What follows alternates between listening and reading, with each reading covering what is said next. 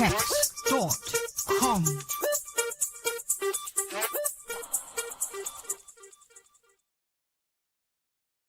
How's it going, everyone? Hex Week, day 3.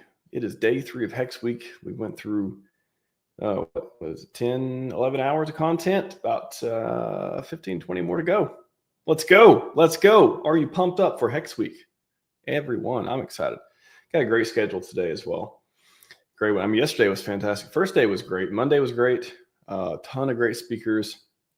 I'll go over today's in a minute as well. But yesterday, a lot of great clips from that one too. Just ton of just bullish, super good community. Hopefully good onboarding content as well for the greatest asset on PulseChain. HEX.com, baby. Let's go. HEX.com. I'm excited. Really fun stuff. Really fun. I've been having fun with some memes and stuff recently as well. And it almost proves as a ground for like accidental. I don't even intentionally do it, but you know, whenever there's FUD or hate or otherwise that comes from it, it's an easy blockaroni, as Richard might say as well. So pretty fun. It's fine to have constructive criticism, comments, or use your own platform to say whatever it is that you want that's on your mind. But boy, when it's on my channel or my feed, and same for everyone else, then please be constructive. Otherwise, blockaroni, best tool I can think of. Keep your peace. You don't want anyone your peace. You don't have to give it away. You can keep it, protect it, and feel good. All those positive vibes without anyone else's opinion affecting your day-to-day type of deal. So pretty fun stuff. So hex.com, pretty awesome. Let me I'll go through the schedule just for a minute, just to keep everyone up to date on what's happening today, because you joined early. You are here. You are number one. Chat, I kind of missed talking to chat. I appreciate you all in chat. I cannot dedicate a lot of time to talking to chat during the conference because we got so much stuff to go through and not a lot of time in between. And everyone just keeps showing up and doing amazing stuff. So there's no like, oh, someone didn't show up for a panel, so I got time to fill. Otherwise, I'll be playing more videos or talking more hexy stuff. But let me find the schedule here. I'll put this in the chat as well. Talk about what's happening today. Get into your Hex bullish stat. And then we'll get into our first talk coming up in just a few minutes as well. So what's happening today? As you can see, first off, me, boom, I'm here. We're live. Fun stuff. That'll happen every day for the next 2 days as well. And then Captain RG3 is coming up to talk about how Hex actually works. A lot of fun stuff. A lot of great, hopefully great for new onboards or people joining us.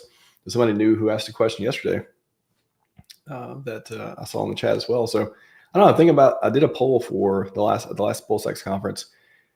Were you onboarded to Hex or PulseChain by the PulseX conference? I think the number was around 60 people or so. I want to say 40, 60 people who answered the poll actually saw we're onboarded. So, and that was for a 2-day conference. This is a 5-day Hex week. Never know if we get 50, 100 onboards. I certainly hope so. Pretty fun. Wouldn't you like to onboard people before the mad gains occur? That'd be pretty good. That's pretty good. I'd like that. So Captain RG3, then we got what is a hex? And I'm excited for that one too. I was actually, before I forgot, Ewok's talk was today. I was going to make my bullish stat talking about different, like what makes up a hexagon. So I may just, if we have time, riff with him a little bit towards the end of his. That should be fun as well. Then we got Hex bullish stats. Kong is coming back for that. Should be fun. And then we got a whole hour or so of Steakhouse. So triple that. I see him in the chat. Crispy Man Fast Abdul is going to be there on the Steakhouse panel, and then going to do a live. We're going to do it live, just like Bill O'Reilly that one time. Do it live with a live stake pool. Create a new stake pool with Steakhouse. Should be fun. And then round out the day with Hex panel. We've been having some killer panels. The last couple have been great. So I'm excited for this one as well. Got some familiar faces there. And again, every Hex panel each day of the event is open to everyone. I will drop the StreamYard link in the chat before then. So come on by and join the panel. Come early if you want to get in, just in case I'm going back and forth there too. and then we'll close out the day and then get ready for tomorrow. So 3 hours, bullish, HEX stuff, super fun. I'm excited for it. So let's get over it. This is what I want to talk about. Yesterday I talked about how the amount of staked HEX was bullish and interesting things about that. Let's take a look. I'll drop this link in the chat as well. If you haven't saw the site, you have not been analytic. Ooh, that's a hard one to ingify. Analytic, because analytics, so analytic ding. We'll go with that. Too hard. So this one, current stakers. That's what I want to point out. Wow, the delta between the Ethereum and PulseChain has been growing. I don't know if we have a chart for that. I'm sure somebody has a chart for it.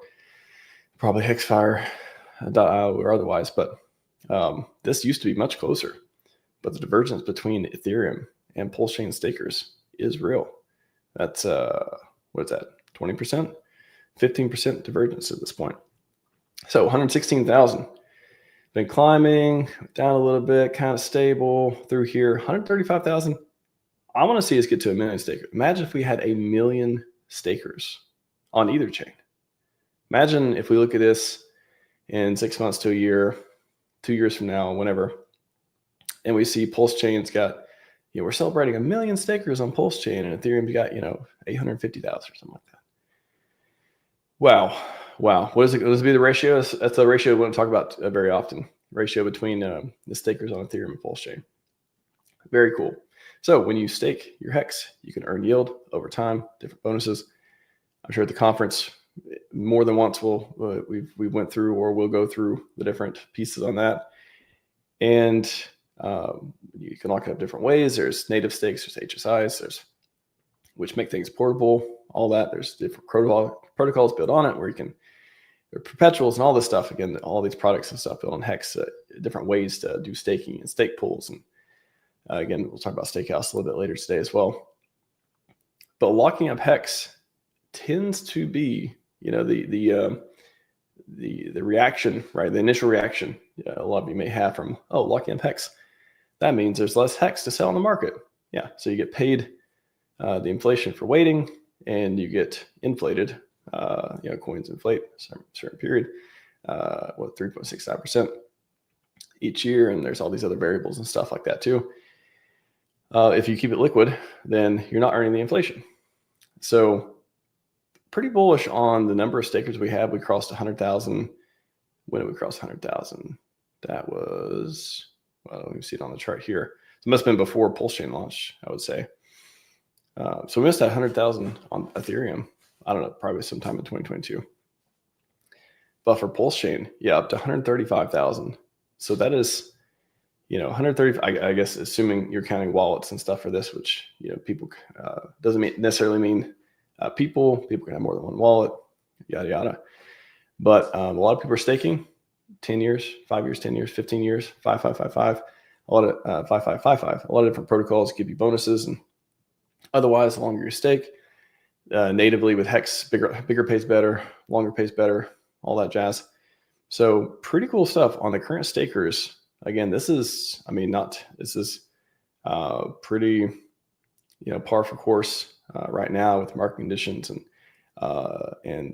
without the glory run that hasn't kicked off yet, but we certainly hope kicks off soon. But I really would love to see. Just imagine HEX with 1 million stakers. When we look at this again, however long in the future from now, I don't think we would. Again, if we get a lot of people into PulseChain and a lot of people looking at HEX, why is 1 million stakers possible? I know it's a big number compared to what we have today. Not quite a 10x, but somewhere around there. But we're, some people say we're the ecosystem at 10,000x. So I think getting there would be pretty cool. I'm hoping during this run, this chart just goes nuts, goes crazy up and to the right.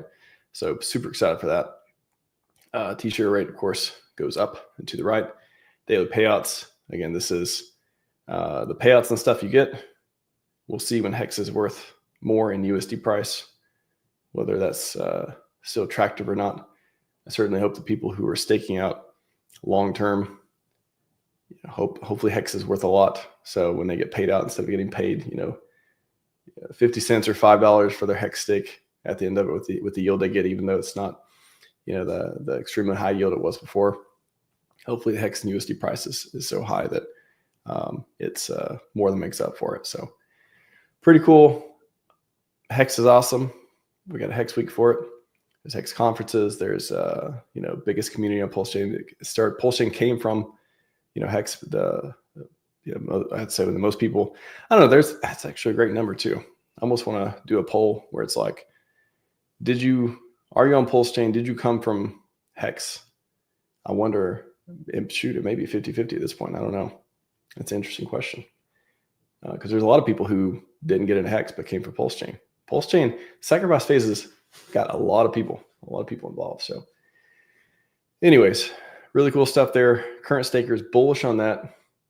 I do believe over time we'll see some glorious numbers for that as well. Why wouldn't we? People see that it's worth money. You lock it up, you stake it, you delay gratification, you earn yield. A lot of great stuff. So protocols built on it and everything else pretty good. So that's something bullish that I want to bring up, that a lot of people aren't paying attention. Number of stakers hopefully go way up coming soon. So awesome stuff there. Anyways, we'll get to our first. There's my opening remarks and my stat stuff. We'll get to the first talk, RG3, how HEX actually works. Welcome back to HEX Week, RG3. How's it going, sir? And you're muted. How are you doing? Can you hear me now? I can hear you. Love the banner in the background too. Yeah, I'm here at the hex.com offices, pumping your bags. Nice. You sent out the mass email telling everyone to buy HEX and to make sure to stake at 5555, and that's what a HEX CEO does, right? Yeah, man, getting stuff done, making sure people hear about it. I mean, that's our job, right? Is to make sure that people know what it is that we're doing here, and what a perfect topic to talk about is how HEX works. That's going to be a good one, I think. A lot of the new onboards, they're not going to know that. So I think this is a great opportunity. You've been around for a long time. You've explained it probably a million times at this point. And I'm excited to see you explain it in a way that is tangible and people can understand, and even the community will probably pick up some tidbits from. So you mean dumb it down, right? Dumb it down and then smart it up, and then dumb it down and then you hook them and then just feed them, something like that. Yeah, that's my specialty. So is the sound okay? I got a lot of weird stuff here, but I guess it's all right. Sounds good to me. Floor is yours. I'll be back. Cool, perfect. All right, my man. Thanks. Hey, everybody, welcome. All right, Max, thanks for having me here on your conference. Appreciate it. What you're doing for the community is awesome. So this is going to be, a little bit, in order to understand what HEX actually is, you got to go back in history and look at, crypto and what was the reason why it was created. Was it created just to enrich or make Richard feel good about himself, the gentleman who created it? I don't think so. So let's go back and look at history. So Bitcoin came out in 2000. In 8, 9, 10, they were talking about it in these forums called IRC chat rooms, and I was privy to it. I was in the gaming community, building gaming platform, social media stuff for a game called Counter-Strike, and I saw what was going on, and I didn't really pay much attention to it until 2014 when I saw this stuff moving really fast, and realized that crypto was going to be something really important to the world. And so getting involved, really gung-ho about it, ran into all the pitfalls and all the BS that is crypto. And that means all of the pump and dump rooms of 2017, the fake ICOs, all that stuff, all the network marketing crap that went on behind it. So there was a ton of scams. And so, it was a constant barrage of just stuff being screwed up. So I was pretty jaded when I was pretty jaded when it came to, hold on one second. Yes, thank you. They're getting my lunch for me. Where was I now? Okay. So anyway, the pump and dump stuff was going on and everybody was jaded about it. And, there were very few people talking about solutions, about self-custody, about getting rid of all these weird exchanges and stuff that were holding on to your crypto. ICOs that never showed up in your wallets, pump and dump rooms where, you'd get hyped up in one room and another room would be getting ready to sell on top of your head. And then there'd be another room getting ready to sell on top of their heads, before they get. So it was discouraging, but I wasn't giving up at the time. I was looking for people who were saying the right things, doing the right things, wanted to adhere to the things that Satoshi wrote in his white paper and that the cypherpunks were putting out there, because in the beginning, everybody was, all about what crypto meant. And so along the way, I ran into this stream with a guy with a top hat that was talking about, self-help stuff and do better, stop gambling, stop playing video games, these kinds of things. And he also spoke about crypto, and he just had something about him that was, just seemed very genuine, wanted to help, wanted to do things, wanted to make stuff happen, and seemed like he cared about other people with his content that he was putting out. So I started watching him, and then he called the top of the 2007, that was Richard Hart, by the way, in his top hat days. And he called the top of the 2017 Christmas there, and everything like crashed the next day after he called it. And it was disheartening seeing it all crash like that, holding on while everything was going down, and really pissed me off. And basically I didn't even want to see that guy anymore. But then a day later, I realized that, hey, dummy, that guy called the top. You can't be mad at him. He called the top. So very irrational. My brain was working at that time. But then I started watching him, and Richard said he was going to make his own crypto. So let's see what this guy does, because I was ready to get out. I was done with crypto. And so what happened was he came out with this fluid dynamics token that he was creating, and it was just way over my head. It was stuff I didn't understand, mathematical shit that they were doing and whatnot. And so I didn't pay too much attention to it. But then he came out with this thing called Bitcoin HEX. And as he started explaining it, I started to kind of pick up on what it was, and it started sounding really exciting. So got involved with the Telegram room, and boom, that was kind of like it. What happened in the early days in the Telegram room and the hex.com Telegram room was nothing short of just refreshing and miraculous, because although there was still your typical FUD and your typical trolls and your typical bullshit that goes on in those rooms, you had a lot of very, very intelligent people from crypto coming there. And Richard was in there interacting with everybody, telling everybody what was going on. There were, rooms that sprout off from it. I watched people go after him, and create rooms to try and dox him and do all this weird stuff. So it was a mixture of very, very smart crypto people, and then the typical stuff that was going on at the time. But it all started to make sense what HEX was going to be. And I was like, man, this is self-custody. This is immutable code. This guy's going to get this stuff audited. Like, all of the things were lining up. Audits nowadays, I now that I've been involved with, the actual development of cryptos and stuff like that, I don't think audits are as big of a deal as they were at that time, because nobody's getting audits. And Richard ended up getting 3 of them. So all the stuff, all the writing was on the wall. This thing was going to be awesome. And, as the launch came, we had this thing called the adoption amplifier. And the adoption amplifier was basically just going to allow you to purchase a certain amount of HEX every day by dumping your Ethereum into a bucket. And depending upon how much Ethereum got dumped in that bucket was how much that HEX was distributed out to everybody. So there were days of the bucket wasn't quite full. There were days, and that was good because you got a bigger share of the HEX. And there were days that the bucket was empty, or a big whale would come at the end of the day and wreck the, you'd think you were getting a whole bunch, and then a whale would come at the end of the day and buy some, and it would, shoot the amount of HEX you got down. But what else happened is that you could claim you can use your Bitcoin, sign a signature, and claim your free HEX for that. And so we were learning all these things, what this adoption amplifier meant versus an ICO. And at that time, Uniswap came out. So we had a DEX to work with, and we were playing with liquidity and seeing how liquidity was working. So the HEX community was becoming very, very smart, very, very fast, and learning things that crypto had not taught us. And there were tools coming out that had not existed before. So it's very unique. Everything was very unique at the time. And of course, the smartest of the smart were now involved in this.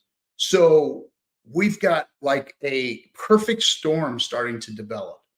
And as you can see all this, now, if I can see this, and I know a lot of other people can see it, and as this was forming, as this community was building and the people were talking about this, the FUD came harder and harder and harder. And it got very, very noticeable that there were forces outside that did not want it to succeed, did not want Richard to succeed, did not want the community to succeed, didn't want any of it, And so we started streaming. There was Hexo was helping me set up my stream. He started streaming. I started streaming right after him.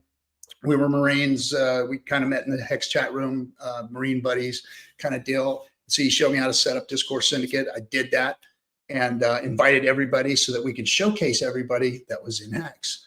And so doing that, the community grew, and we just kept fighting and fighting and fighting. And everything that emerged about HEX itself as it launched, as Big Payday came. And by the way, Big Payday was the day that it launched. The adoption amplifier with the ETH was, the pre-launch, and then the launch was that day. And that day, all of the Bitcoin claims that didn't claim, all that HEX that was left over, because there's a certain amount of Bitcoin that could claim. There were some wallets that were removed out because of, very obvious reasons. I think the Gox wallet and a couple others. But all the Bitcoin that was there available had a certain amount of HEX that it could claim. And all of the unclaimed HEX went to all of the stakers that were in before Big Payday. So it was a bonus on top of your stakes and everything. So a lot of us staked longer because we realized that we screwed up and didn't stake long enough, because the staking at the time was off the chart. I mean, we were doing really well. And so Big Payday came, all the claims went out. But before that, something moved. This thing called the OA, the originating address. Now, that originating address got copies of the coins that were going out to everybody. So it was growing a big surplus of HEX. And a lot of people were fudding about it. A lot of people were saying, oh, Richard's going to dump on your heads with that OA and this and that. Well, when it came down to it, the Big Payday, the OA staked to HEX. And, everybody thought they were going to get a certain amount of HEX, up until the day of the OA doing that. And there were a lot of people that were just like, hey, I'm going to stake for a day, then I'm going to dump on everybody's head all the HEX that I get, because there was a big amount of it because of the Bitcoin claims that were left over. Well, when the OA staked, that diluted the pool. And although we did get a very generous amount, I couldn't tell you the exact number. We did get a generous amount of Big Payday. It was very good, by the way. It wasn't exactly what it was looking like up until day one. And it just shattered everybody. And it was just one of the first kind of like, everybody in HEX, everybody outside of HEX was just like all weird about it. But it proved that the originating address that people talk about so often was actually a benevolent actor in the system and was protecting the stakers so that that coin wouldn't get dumped right on the day after Big Payday. So that's kind of the history of what happened. Now, HEX started functioning and operating, and it has run smoothly for over 5 years now, based on its code. And all it is a crypto that works just like Bitcoin. You could send it and you can receive it. That's it. That's what it does. And it does it immutably. The code has been audited. It's been running for over 5 years. It's perfect and flawless in the fact that it does just that. And it ran on Ethereum. And we all know that now there's a fork of Ethereum called PulseChain that it also operates on because of the fees. Richard forked Ethereum, and then we all got copies of our HEX on PulseChain. So now we all have 2 copies, and now it runs a lot smoother on PulseChain because of the fees and whatnot. But anyway, back to HEX and its function. Now, again, it just sends back and forth. That's it. but it does have one other feature. And that other feature, and it's very complex, and there's a lot of facets to this feature, but there's a staking feature. Now, here's what's beautiful about that. It can be staked on its own with self-custody, meaning that you control the stake. You don't have to give it up to a middleman. You don't have to give it to an exchange. You don't have to give it up to a Fidelity, a BlackRock, or a Schwab, or any of these folks. You can stake your HEX on your own and control it, meaning you can take it out or you can leave it in for its time, which is what is suggested. But there is a reason for the emergency end stake button, which is pulling it out early.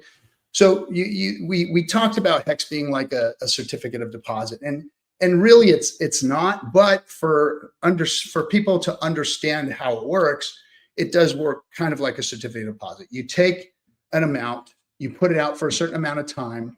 You actually get some bonuses on that. So if for longer and for bigger stakes, you actually get bonuses. So when you go to the calculator and you're staking your HEX, you'll see your effective HEX. You'll see your HEX that you're staking. You'll see your bonuses based on time and amount, and then you'll see your effective HEX, which is how much HEX you're actually getting to burn.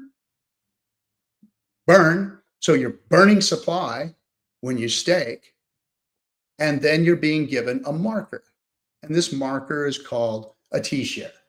And this T-share exists out at that moment of time that you've chosen, whether it be a day or a year or 5 or 10 or 15 years, 5,555 days to be exact, which we call the Quattro Cinco or the 555.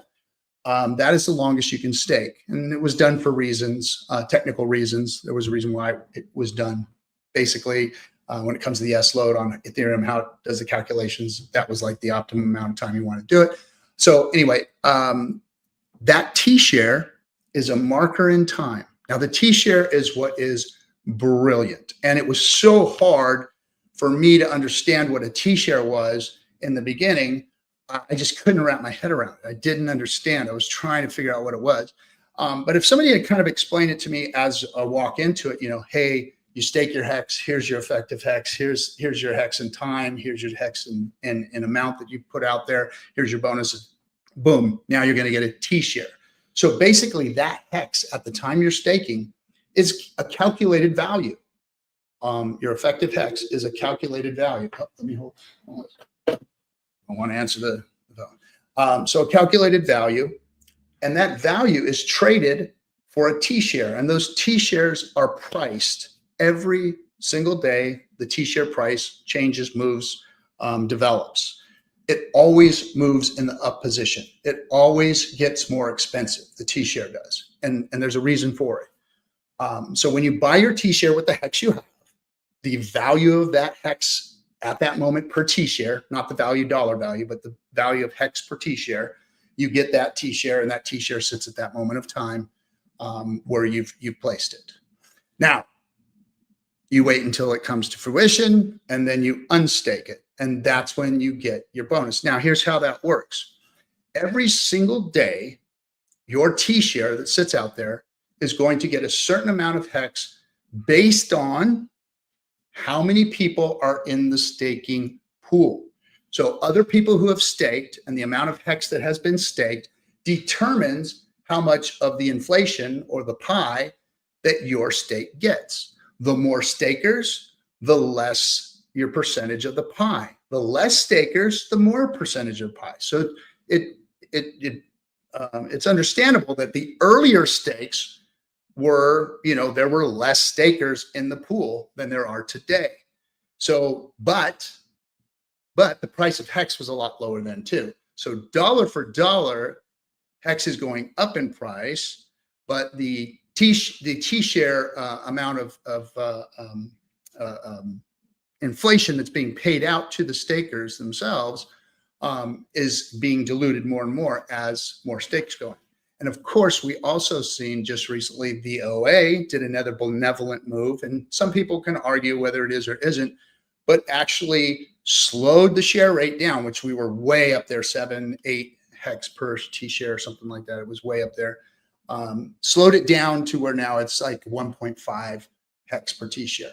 Now that some would argue that gives it a lot of room for price action now. A lot of room to see hex go up in value versus the yield that it's generating. And of course, the OA can do a lot of different things: unstake, emergency end stake, and all that.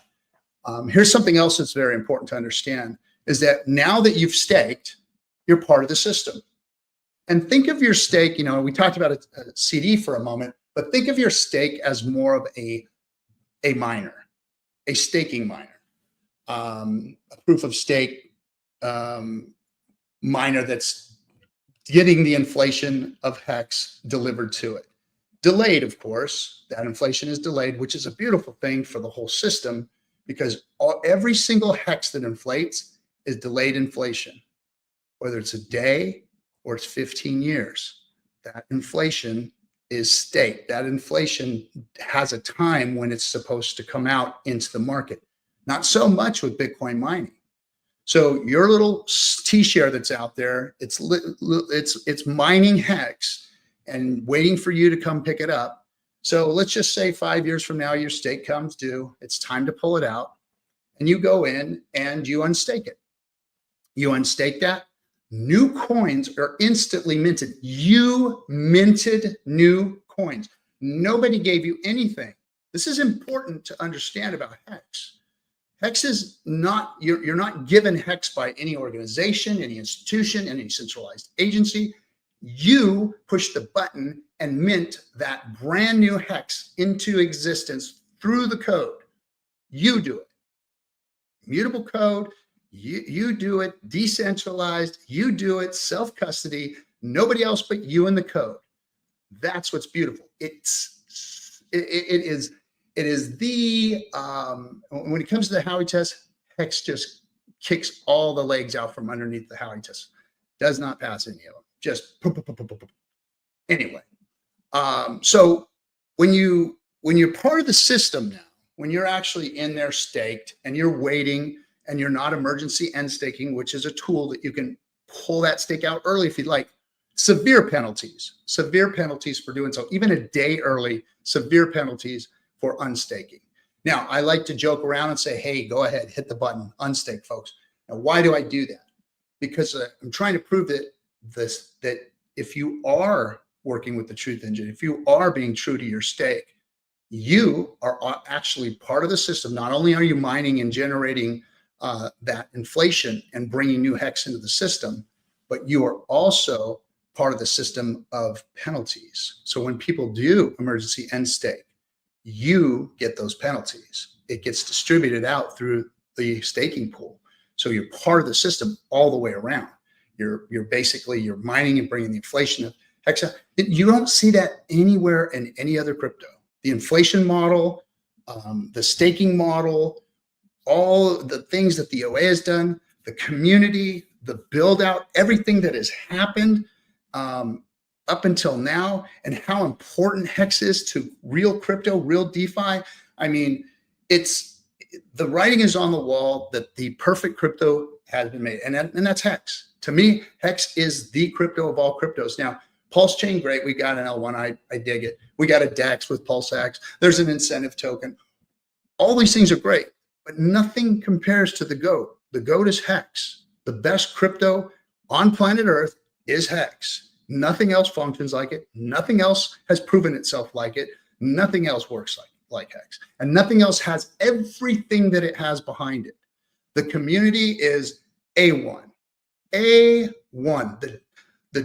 The dedication, the devotion, the loyalty, the hard work, the effort can even sometimes look like a cult. People call us a cult. They say all this stuff. But you know what? That is not what we are. We are a marketing juggernaut. We are a crypto disseminating crypto information beast. That's what this community is. And they made the beast by coming so hard at us, by lying, cheating, trying to steal from us, by sending us to court, by coming after Richard, by coming after all of us individually, by fudding our bags, by trying to hold us down and doing nefarious things like putting us on the back pages of coin ranking sites. All of these things they did to us made this community stronger.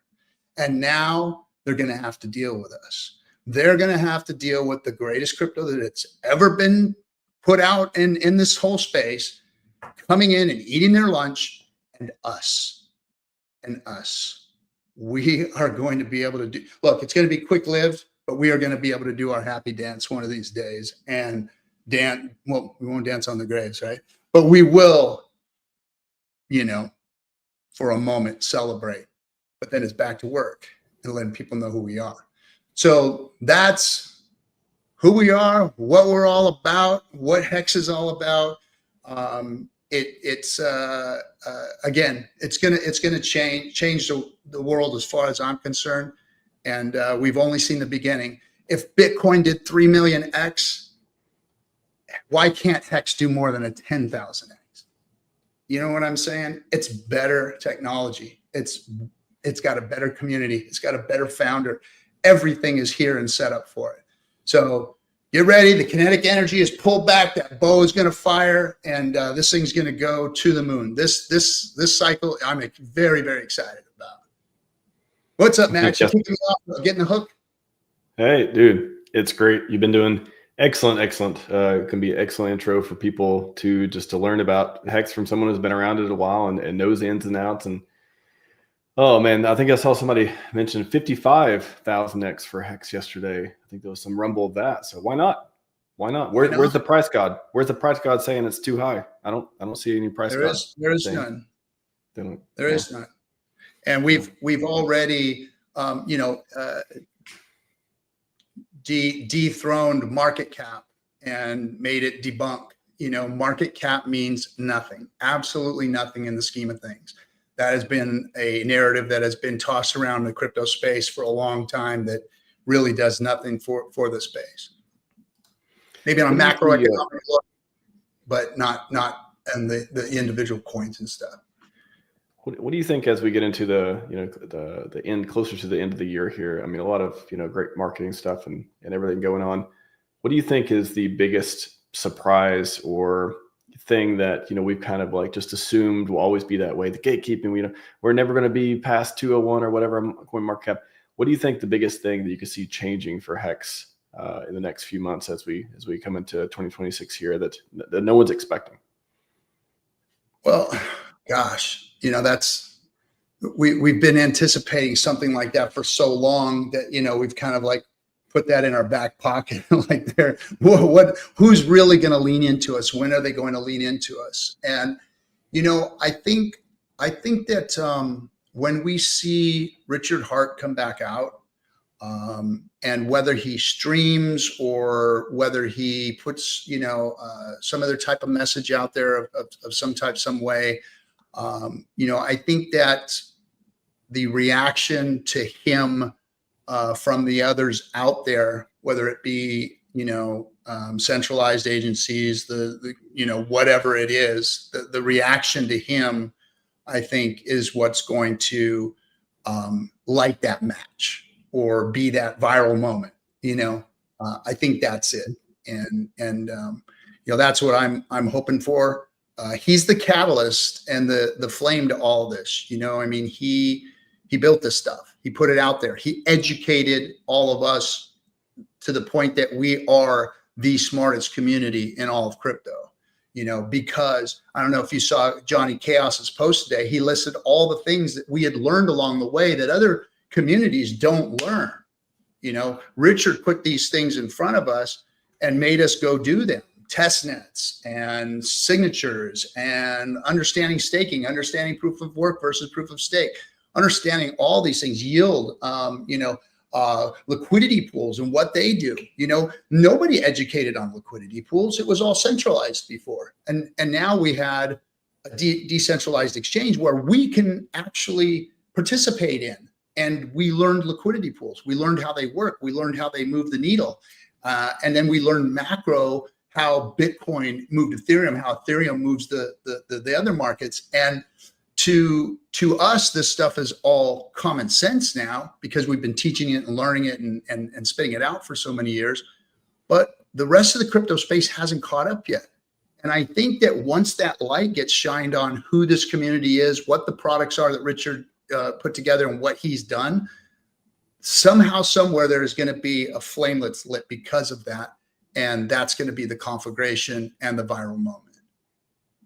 Yeah, I think there's plenty of influencers out there who have no incentive to talk about HEX or PulseChain yet, but they may have plenty of incentive going forward. And boy, how the minds change when green candles or good news or otherwise come. So don't sleep on that. I think we've got plenty of giant general crypto influencers who are going to say probably nice things about these products going forward. I think that's my bet for the shock and awe for the HEX community going forward. Yeah. And my message to everybody is just, prepare yourselves for this bull market.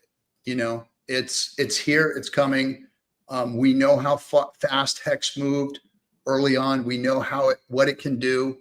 We know the excitement that gets built around it with small marketing campaigns and a small community and just launching and gate kept and all that. What's going to happen when the biggest bull market of crypto's existence happens? And HEX has proven itself against the SEC, proven itself in time, proven itself with community, proven itself all around. What's going to happen then? How fast and how high can it go up? And then on top of that, we have a liquidity crunch. Like, the scarcity and rarity of HEX is insane. That means the price can move so far, so fast. And I always say this, people are going to be standing in line to get your HEX. Yeah, and just one more on Richard too. Like, he has won every single battle he's fought. Why would you bet against him now? In the time when glory is so close. So good. You can't. You cannot bet against the guy. And Captain the best thing RG3. is, come and join him. Hey, if you can't, that's what we're gonna be saying. I want to make a t-shirts. If you can't beat him, join him. RichardHart.com. Join him, man. .cc right now. Yeah. Captain RG3, always appreciate it, man. Yeah, of course. Hopefully, get back to your day there and come back either tomorrow or Friday for some more fun stuff. All right, my brother. Have a good one, everybody. Have fun. Yeah. Thanks for showing up. Yep. See you, RG. See ya. All right. RG3. Boom. Do you feel hexy right now? Do you feel like a Hexican? If you're not a Hexican, this next guest will share some of the principles and ideals and some of the views and perspectives of what it means to be a Hexican. So let's get the intro. Let's get him. You know what? Let's get him a konnichiwa. Here we go. Konnichiwa! Boom. Crypto Ewoks here. How's it going, man? What's up, man? Can you hear me? I can hear you great. First time on the channel and the conference. Yeah. Welcome, sir. Well, thanks for having me. I appreciate it. Of course, you got a tall order. You got to tell us what it means to be a Hexican, and let me chime in a little bit at the end too, because I got some thoughts on it. But boy, okay, I'm excited to hear this one. Fair enough. Yeah. Fair enough. Floor is yours.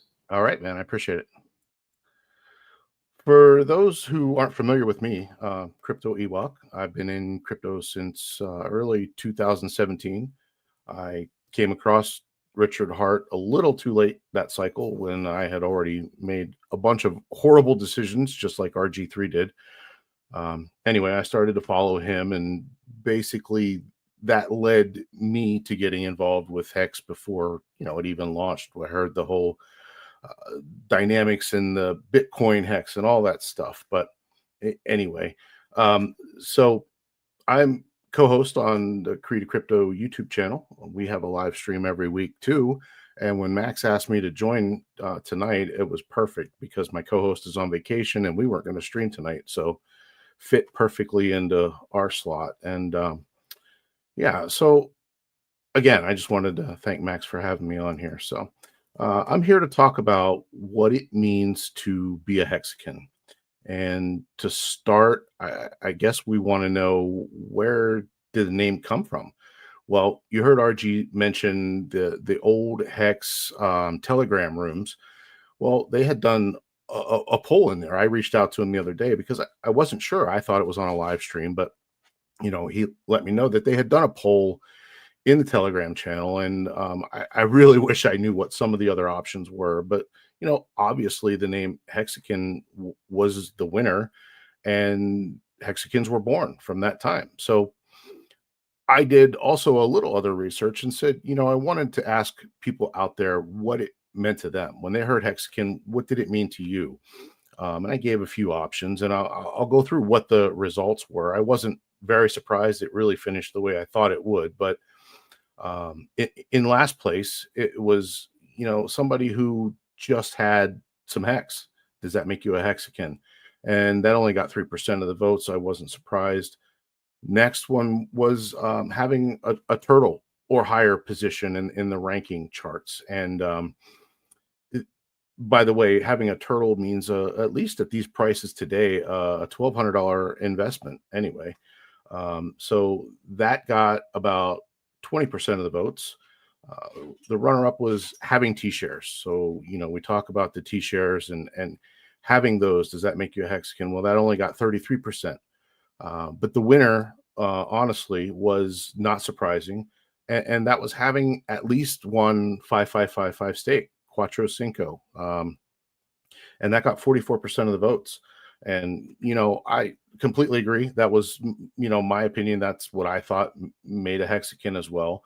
And for those who don't know what a 5555 is, that's 15.2 years commitment. And I think at its core, when you make that kind of commitment, you have to have belief in Richard Hart, the code that was written. We do call it the truth engine for a reason, and it does hold you accountable to the contract that you make with yourself.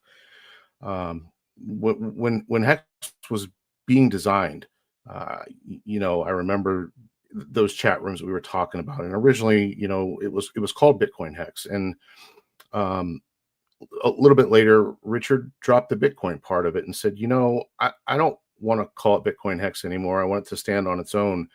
I'm going to call it HEX and call it the better Bitcoin. And I believe he meant that. And honestly, I believe he'll probably do everything in his power to make that statement come true. He went as far as creating an entire new blockchain because one of the first problems that came up for the hexagons was the Ethereum fees.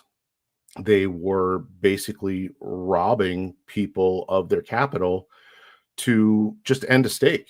And, I personally remember paying over $1,400 to end a stake that I made on day 3. And what happened was people were selling HEX to buy ETH to unstake. So again, that's, a lot of the reason why you see PulseChain today. And when you make that type of commitment anyway, back to the 5555, it's my belief that if you have $100, $200 to throw out there, punt it out, see what happens, make a 5555 just to be part of that hexagon community. I'm also willing to bet that it'll probably change some of the outlooks you have on life. I remember some stories at the beginning where there were people that literally said it saved their life. They were not in a good place. They were not very stable at that point, and they were going to end it. And joined HEX, put one out there a long ways, and it changed their life. They wanted to be around. They wanted to be healthier. There's people that want to stop smoking or lose weight or start working out. Just having that long stake gives you the motivation. And I'm pretty envious of some of these kids that are in their 20s that have made these Quattro Cincos, and to think that they will probably see 2, 3, maybe even 4 of them get to finish and see what happens. So, but yeah, if you've got, some extra cash thrown around, I really think you should become part of what I feel is the hexagon system, and make a 5555. And if you think about it right now, being that 15.2 years, right? Cycles run in 4 years. So if the 4-year cycle holds true, 15.2 years would put us about, 6 or 8 months probably before a bull market in 4 cycles from now. And what's even crazier, time flies. You guys think it's such a long time, but some of the first 5555s that were made are a third of the way done. So anyway, I think it's worth that punt. So, another thing that kind of defines hexagons is the fun, the things that they've accomplished and done just in these short 5 years. I'm going to go through a list. I wrote a bunch of things down here that they have done, and it's pretty crazy to think about. In 4 days, we raised $600,000 to sponsor a NASCAR. Probably wasn't the greatest move. Richard wasn't very happy, but it was done. We have Lambo teams out there that are racing and winning titles. We sponsored a soccer team. We sponsored professional fighters. Jay Lund, I believe was his name. He's won titles as well. We have some pretty well-known musicians. I know the guys from Korn are all involved. DJ Lethal from Limp Bizkit is involved as a Hexagon. I know we had NFL football players. At one point, I know there were 4 NFL teams that were kind of represented. So we have Hex meetups all over the world. There's Hexagon golf tournaments. There's Big K got to throw out the first pitch at a Cubs game. Penthouse parties, mansion parties. They rented yachts in Miami. I know there were some supercars rented and they all drove across the desert. Excuse me. They rented tanks, blew shit up. So yeah, and then you think about the tours that happened with the Hexagon groups, and 2 different groups went across the country spreading the good word. So it's so cool to see that what the Hexagons have done, what they're gonna do is just I can't even think about it, and I guess what I'm trying to say is with all the cool stuff that has happened, I just can't wait to see the future and look forward to getting rich with everybody together. Here's another thing to think about too is, Richard himself has mentioned before about wanting to create a specialized region or country or economic zone or whatever and call it Hexaco. No taxes, obviously very crypto friendly. I think he's got bigger fish to fry at the moment, but I still look forward to that. And I think the only thing that worries me is that people would get so rich we wouldn't have anybody to work. That could be very dangerous, but it would be an interesting problem to have. So, yeah. In closing, I'll just say there isn't really a definition of Hexagon, but personally, I'm a believer in Hex. I'm a believer in Richard Hart. I'm a believer in the locked, immutable code that lies on now multiple blockchains, and the one that pays me daily in Hex. And I really think you should do yourself a favor. If you don't have one, start a ladder, throw one out 5555, and work your way back to today. Capture as many T-shares as you can now, because it won't be too long, in my opinion, that you'll be priced out of T-shares and we'll be getting B shares. So with that about ends it, Max. And B shares. I have not heard B shares in so long. Man, I'm so glad you brought that up. Well, yes. I think you were mentioning earlier, there's 93% of Hex locked up. Yep. Right now, 93, average Ethereum around 92.5. Yeah. It's rare. And RG said it too, that people are going to be lining up to buy it.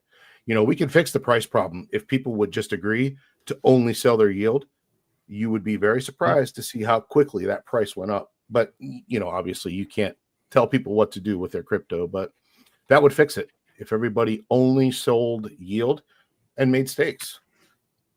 Well, if the price goes higher and the yield is worth a lot more than it is today, I mean, that could be more, palatable for the people doing that as well. It's like today, It's like nobody values their Hex as much as they used to. It's just like, oh, it's Hex. It's worth, less than a penny. Who cares?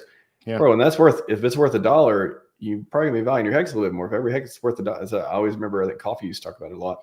If you treat Hex as $1 and selling 1 million Hex kind of sucks, because That could be $1 million. Sure could. But you said B shares too. I mean, it only runs me if he draw on the whole system and all that stuff, which we hope comes back in a blaze of glory with Alex and new projects and all the ambitions and things there. Alex, where Alex? When Alex? Alex, he's been quiet. That means he's working hard, or who knows? But let's hope it means he's working hard.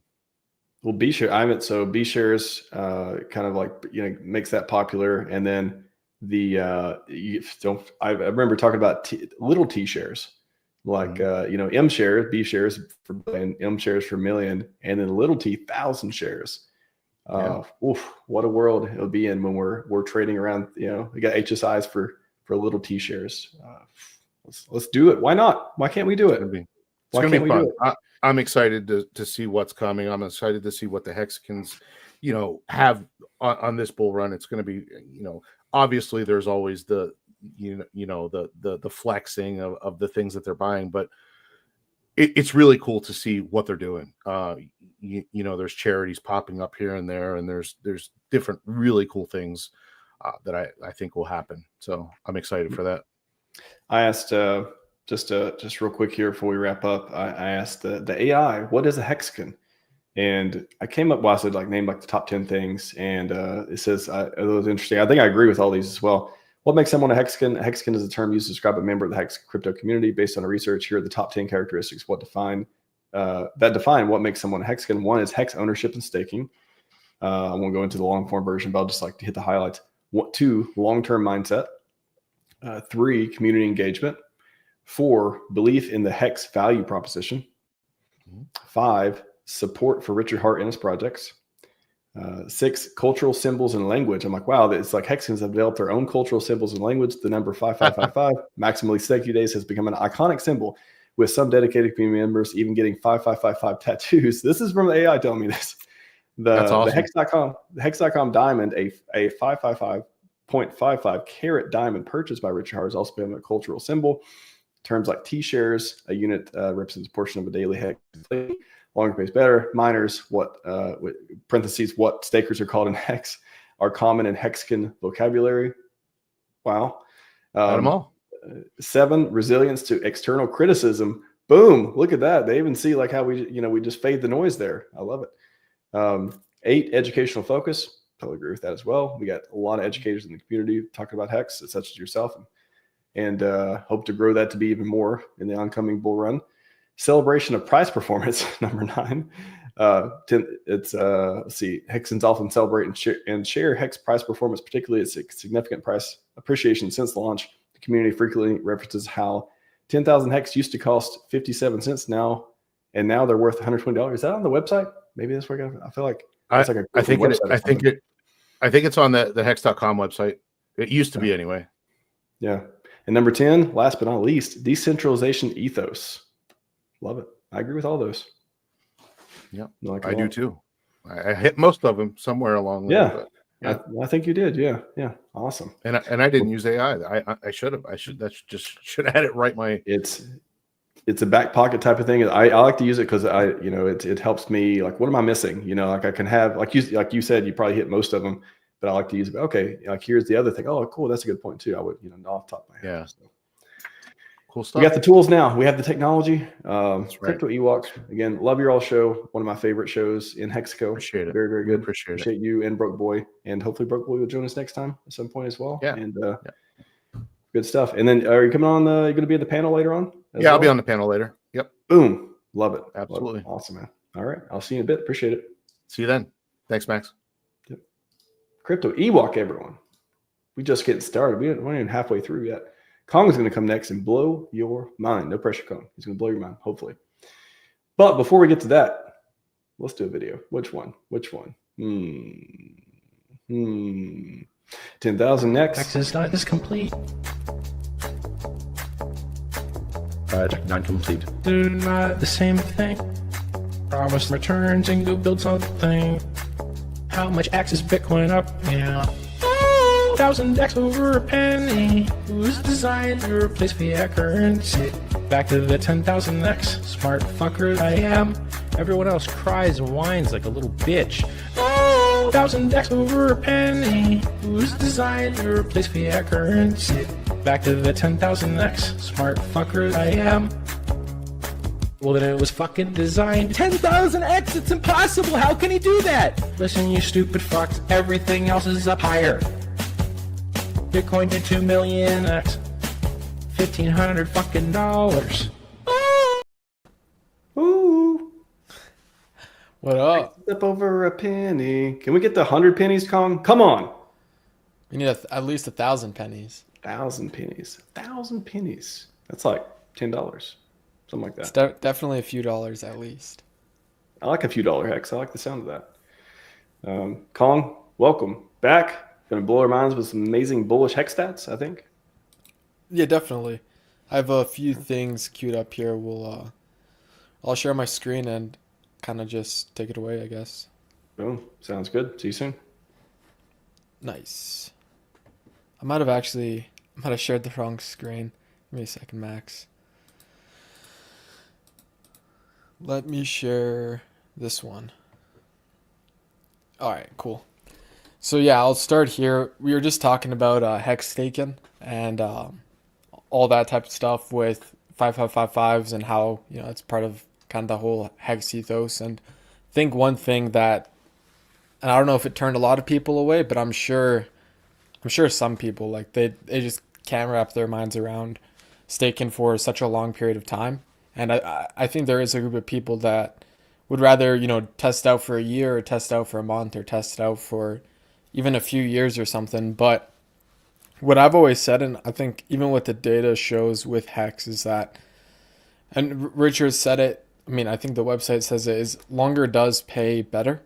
And if you are doing these like even 1 year or 2 year hex stakes, then I think it's good and you will make some yield. But I think chances are, like, I think hex is something you might want to not necessarily go big or go home, but at least go a little bit longer or go home to an extent. So I'll show you why I say this on some of the data, and we'll take a look at just PHEX here as an example. But you can see this I don't know if this is looking at the APY with all the new addresses and everything, but kind of the same kind of model still applies, right? Whether or not the APY is like 5% or 50% or 25%, like the same logic applies in terms of like longer pays better in hex. So you can see for like the first couple of years here, you're pretty much getting that 25% APY baseline. You can see your payouts like 10 or probably not, let's say 9 to 11 hex.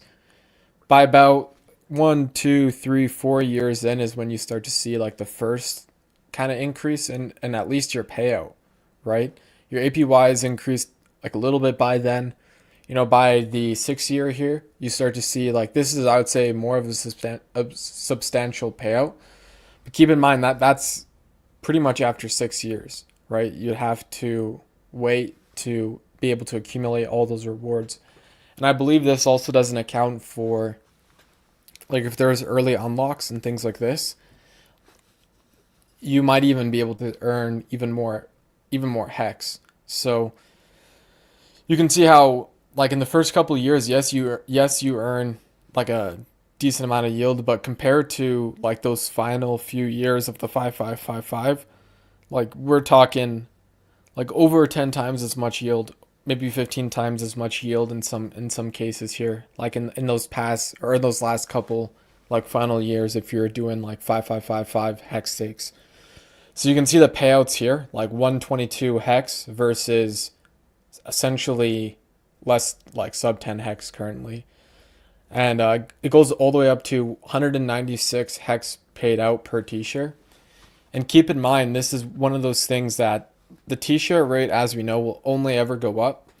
So if you want to accumulate the t-shares, or if you want to be able to earn this 196 hex payout per t-share, like, you're going to have to, like, you're going to have to keep up with your hex stack, right? In order to keep up with the t-share rate, in order to kind of hold your value in hex, right? Because essentially, and I think Richard's explained this quite a lot, but in hex, the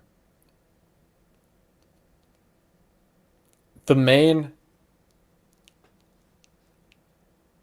like the main way the system works, maybe not the main way the system works, but one of the way the system works is you kind of have the short term, traders and like short term holders, let's say, kind of paying the long term guys, right? Because the people there long term, they're gonna essentially keep up pace with the inflation rate of HEX, right? That's how the system's gonna work. Is like if we all stake, then we're all gonna kind of get our equal share of the inflation rate.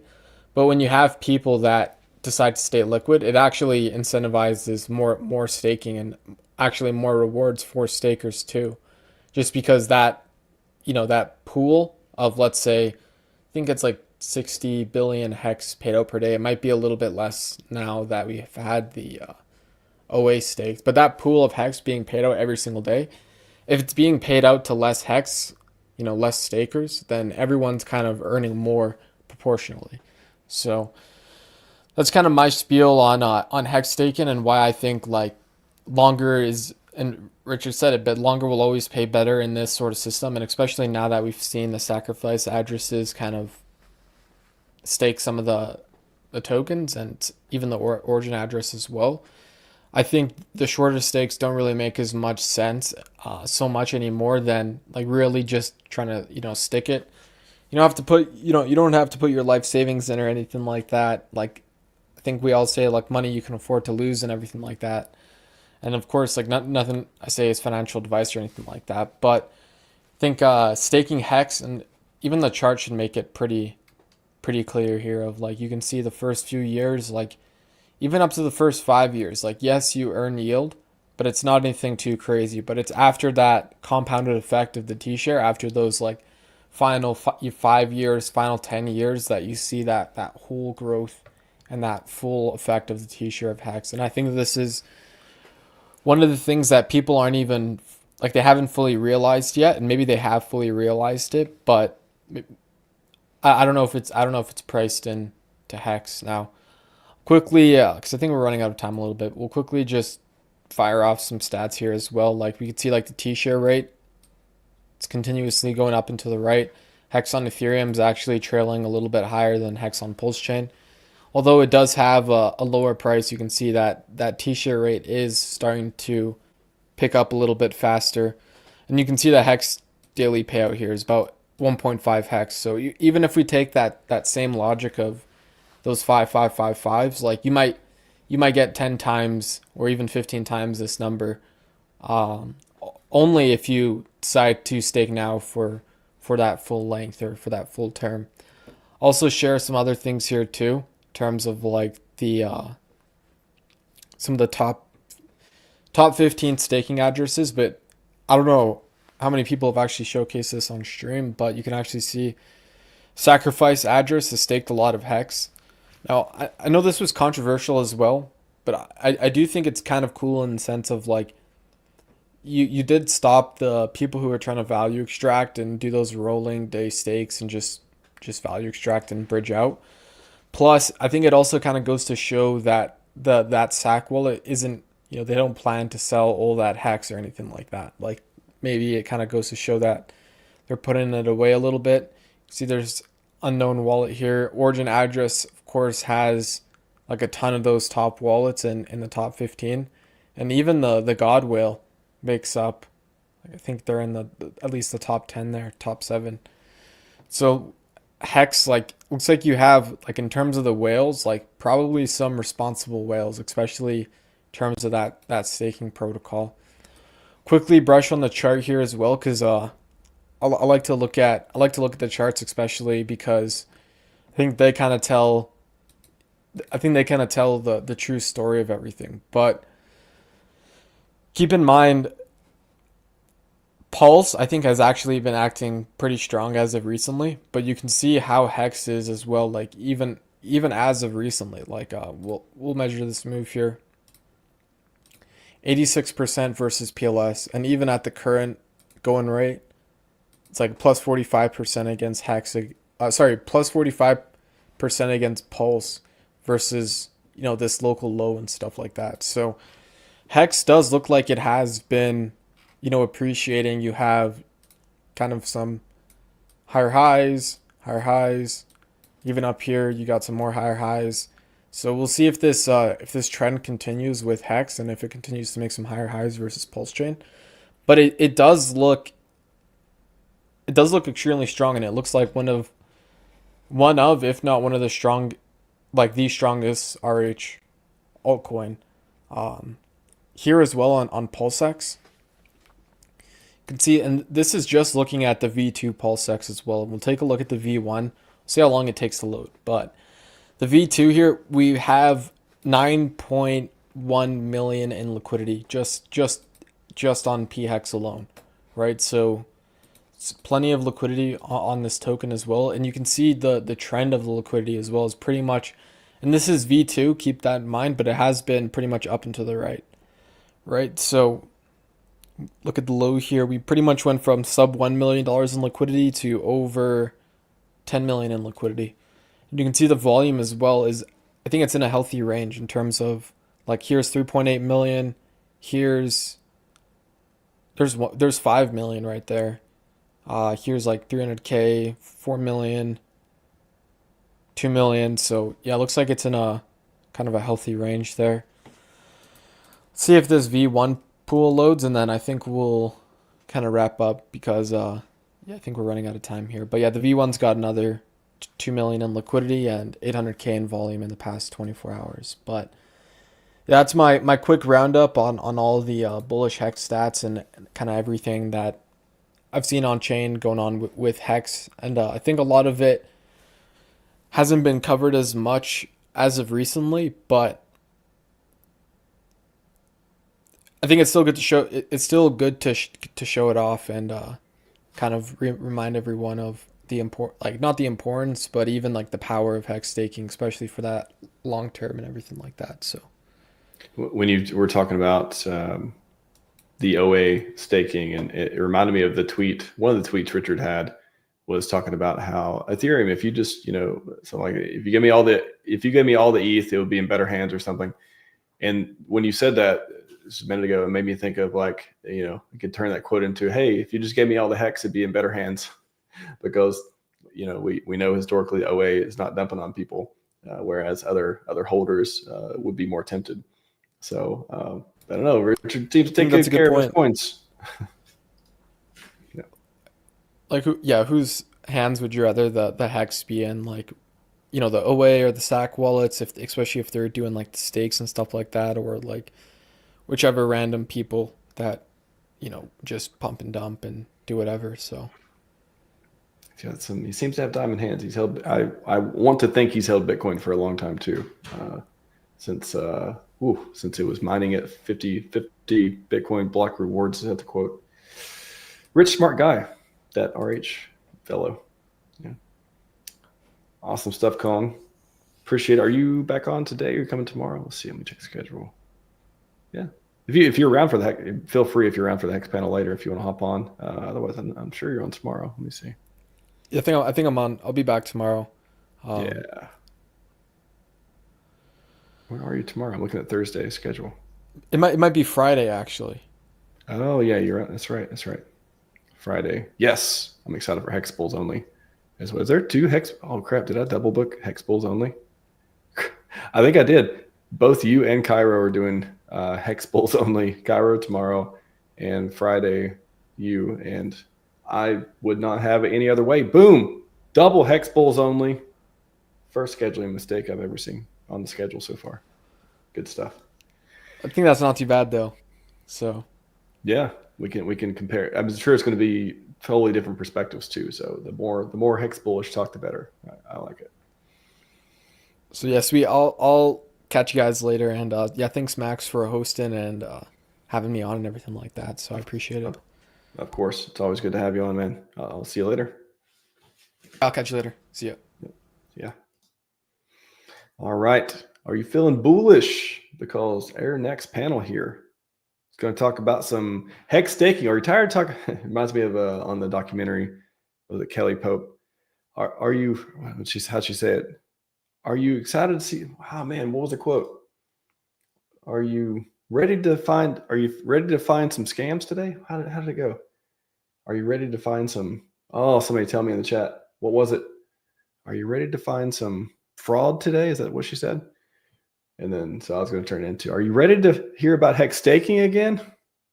Because Steakhouse product, I've heard they do some staking on the hex side. All right, I got a video here. I'm going to play it. Bring the panel in. Going to get started. Here we go.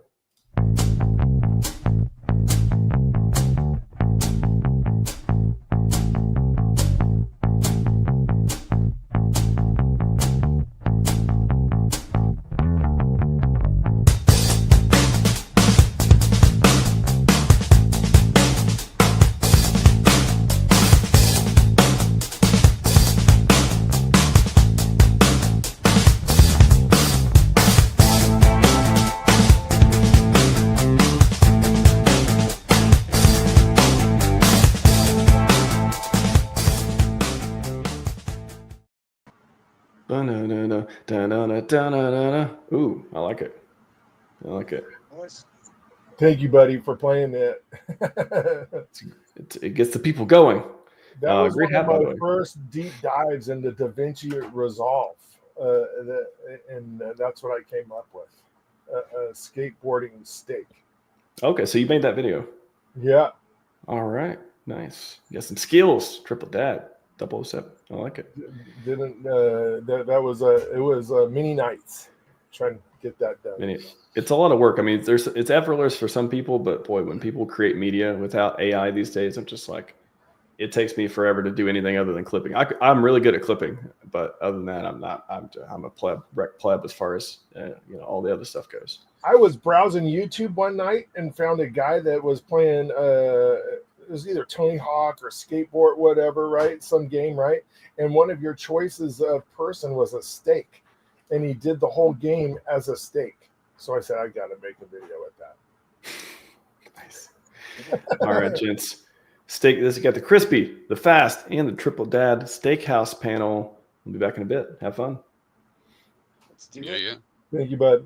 How are you, gentlemen? But Dad, could you see if you could turn up your volume a bit? You seem a little quiet to me. Turn up the volume. Yeah. What? Your mic close or something. All right. It's on max.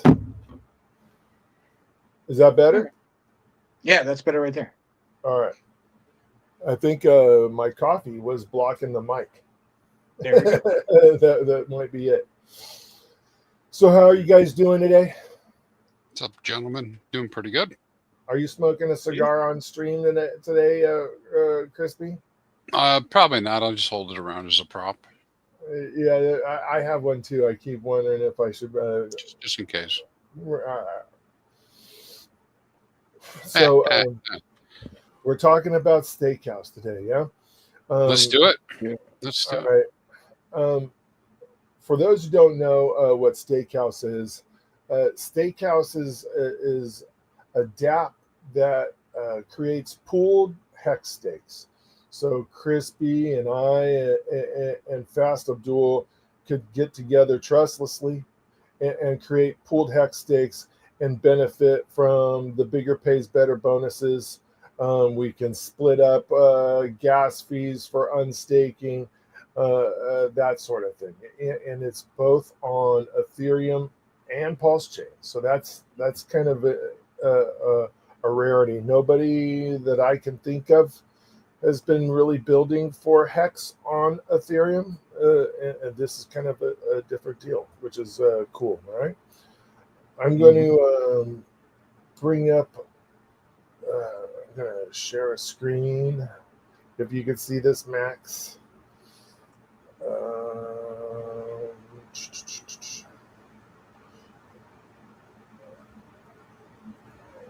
See.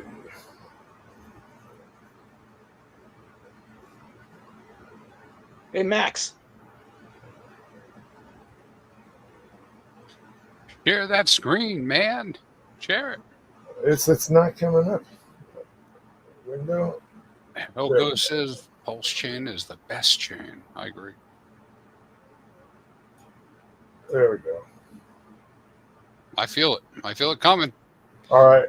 Do you guys see it? Come on. Yeah. Come on. Yep. All right. Awesome. What do you do? So this is Steakhouse, right? And it has several different options on here as far as stake length and all that stuff. It's fully configurable just as if you were staking HEX natively, right? So if we were to create a pool, and I'm just going to go over some of the operations here, you guys, and then we can freaking talk about it for a bit. And then after this, if you guys even want to stay on, we're going to create a stake live so people can join it. Okay. Nice. So stake duration is the same as it is on every other staking platform, whether you're staking it on Alex's platform, Hedron, Acosa, right, or Hex native, all the way to 555 days, right? 1 to 5555. Hex stake is a hex stake. Yep. And then you can't, if you get it to a day, that if you wanted to get it to a 30-day stake, and you're having a problem adjusting this button, you can toggle it with the up and down arrow. So you can take it down 1 day at a time. Oh, nice. So I tried to make a 69-day stake once, but I couldn't quite hit it with the slider bar. Of course you did. So I ended up making a 72-day stake, which was, it's terrible. So that's the limitations that right there. That is a hex stake, right? This is where things get interesting, right? I can have an enrollment period of 1 hour all the way up to 369 hours, right? So we're going to do a week on the on the one that we're going to do on stream. I'll do the math on that for how many hours that is, but for conversation purposes, let's take it to 2 days, right? So if I took this to 48 hours, that's how long people have to enroll in this stake with us. So it is a 48-hour period, and I could take my HEX, deposit it in this stake, and it piles on top of Crispy's, who's piled on top of Fast Abdul's. So we're starting to earn a bigger pays better bonus upside what we normally would, right? Creator fees, we have, this is the only thing that we can actually adjust on this, and right now it's set at 0. Every stake I create is set at 0. I don't think that I should be rewarded for you helping me getting a bigger pays better bonus, so I'm not going to take it to 1%, which is where it's maxed. I can adjust it, and this was a request from Vets, actually, because he thought about doing it for baseball teams, veterans, stuff like that. So on one-off basis, I can take this up to 5%. But right now, creator fee is 1%.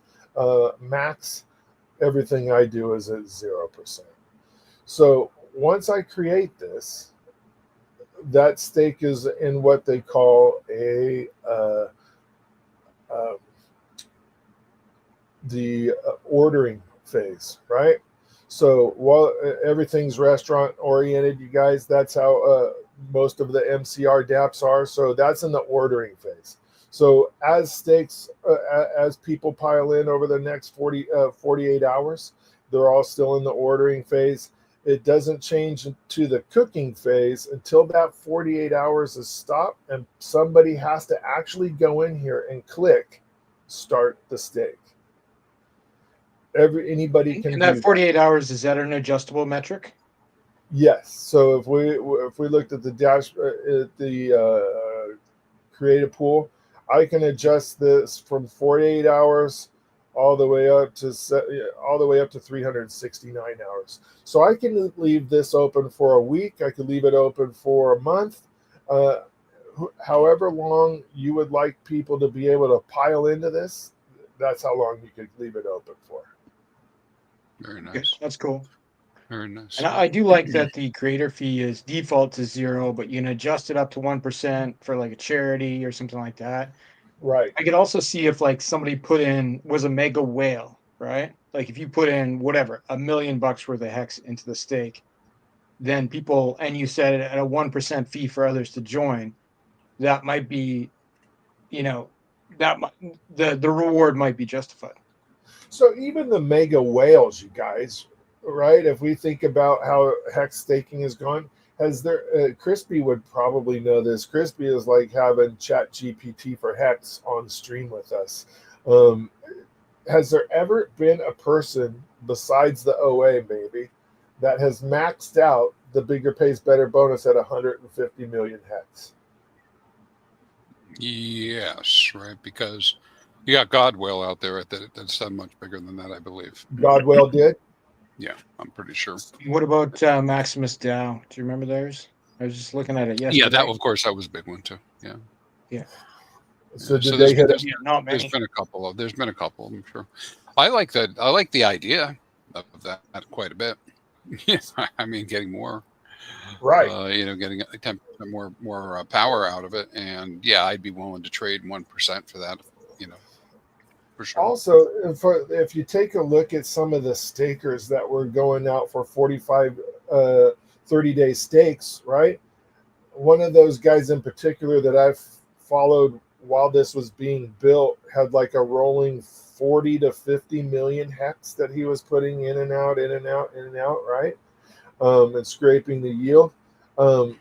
If he started a stake like this with 50 million hex, and all of us knew that our starting bigger pays better bonus was going to be 50 million hex, and he left that pool open for 48 hours, how many people do you think would join in that pool? Even with a zero creator fee, right? I would go buy hex to join it if all my hex was staked, right? Just to be in that pool, because I know that my yield has already got bumped up considerably. I would love to see a whale do that in here. And I think it would be pretty awesome. I would like to see this protocol hit the 150 million limit one day, but this is that's the constraints we're working with, right? The 150 million hex is what I'd like to see it hit. So if you go to pools where we were just a second ago, that let's just say that 48 hours passes and somebody goes in and hits start stake. Let's see if we have. Let's take a look at this one. So pool 6 was one of our first test pools, and went out 72 days. And honestly, I think I started this pool and I tried to do 70 days, but I forgot about the arrow button like you did, buddy. All the tokens that you would get are going to be, this is pool number 6. The tokens that you would receive in your wallet for your shares of this pool are SH6s. So the next pool we start, I think is 13 or 14, right? That would be SH14. Those tokens come to you one-to-one by how many hex you put in this pool. So the contract mints those tokens on each pool that's created. So pool 14's got SH14s, pool 15 goes pool SH15, so on and so forth, right? So when this was served, there's still some hex in here, right? So that's awesome. We can actually click this button. I'll wait for a second before we talk about that. So as this stake is cooking, somebody goes in, clicks start stake, and then it starts down the normal path. It's all writing on hex at that point in time.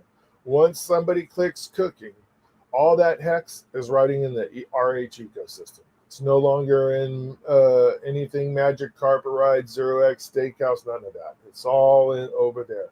You have your tokens for that represent your share of that pool, but the pool itself is writing on native hex. Right. So the stakehouse tokens, you just get to hold them in your wallet, right? Correct. It's your receipt tokens. You could transfer it to somebody else if you wanted. And it's a different stakehouse token for each stake. Correct. So this that- one, if you take a look right here, is SH6s, right? For pool number 6. Yeah, and just you want me to speculate, or you want to just continue with what you're doing? No, go ahead. Let's chat. If you guys have questions. Well, a fun thing for people out there, right, that are listening to this is, yeah, you can get your community together and go put a stake up, right? That just for that, for fun, to do that and work together on something. It's good to have good conversation and circle around something, right? Maybe get a little bit better deal, right? Because you get somebody to come in with 100 million or whatever in aggregate, some higher number, and you get more earnings. But then you have that token, right? Well, you could transfer it to somebody else, right, if you wanted to, right? But that same community could also say, hey, you know what? I want to go incentivize something. I want to go have fun with this. I want to do something with it. You start up LP, if you wanted to.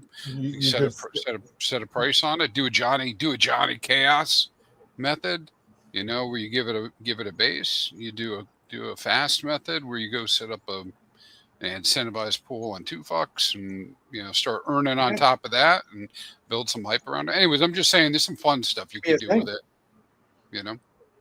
So with that in mind, buddy, this could be a pump tires for hex stakes if you wanted to do that, right?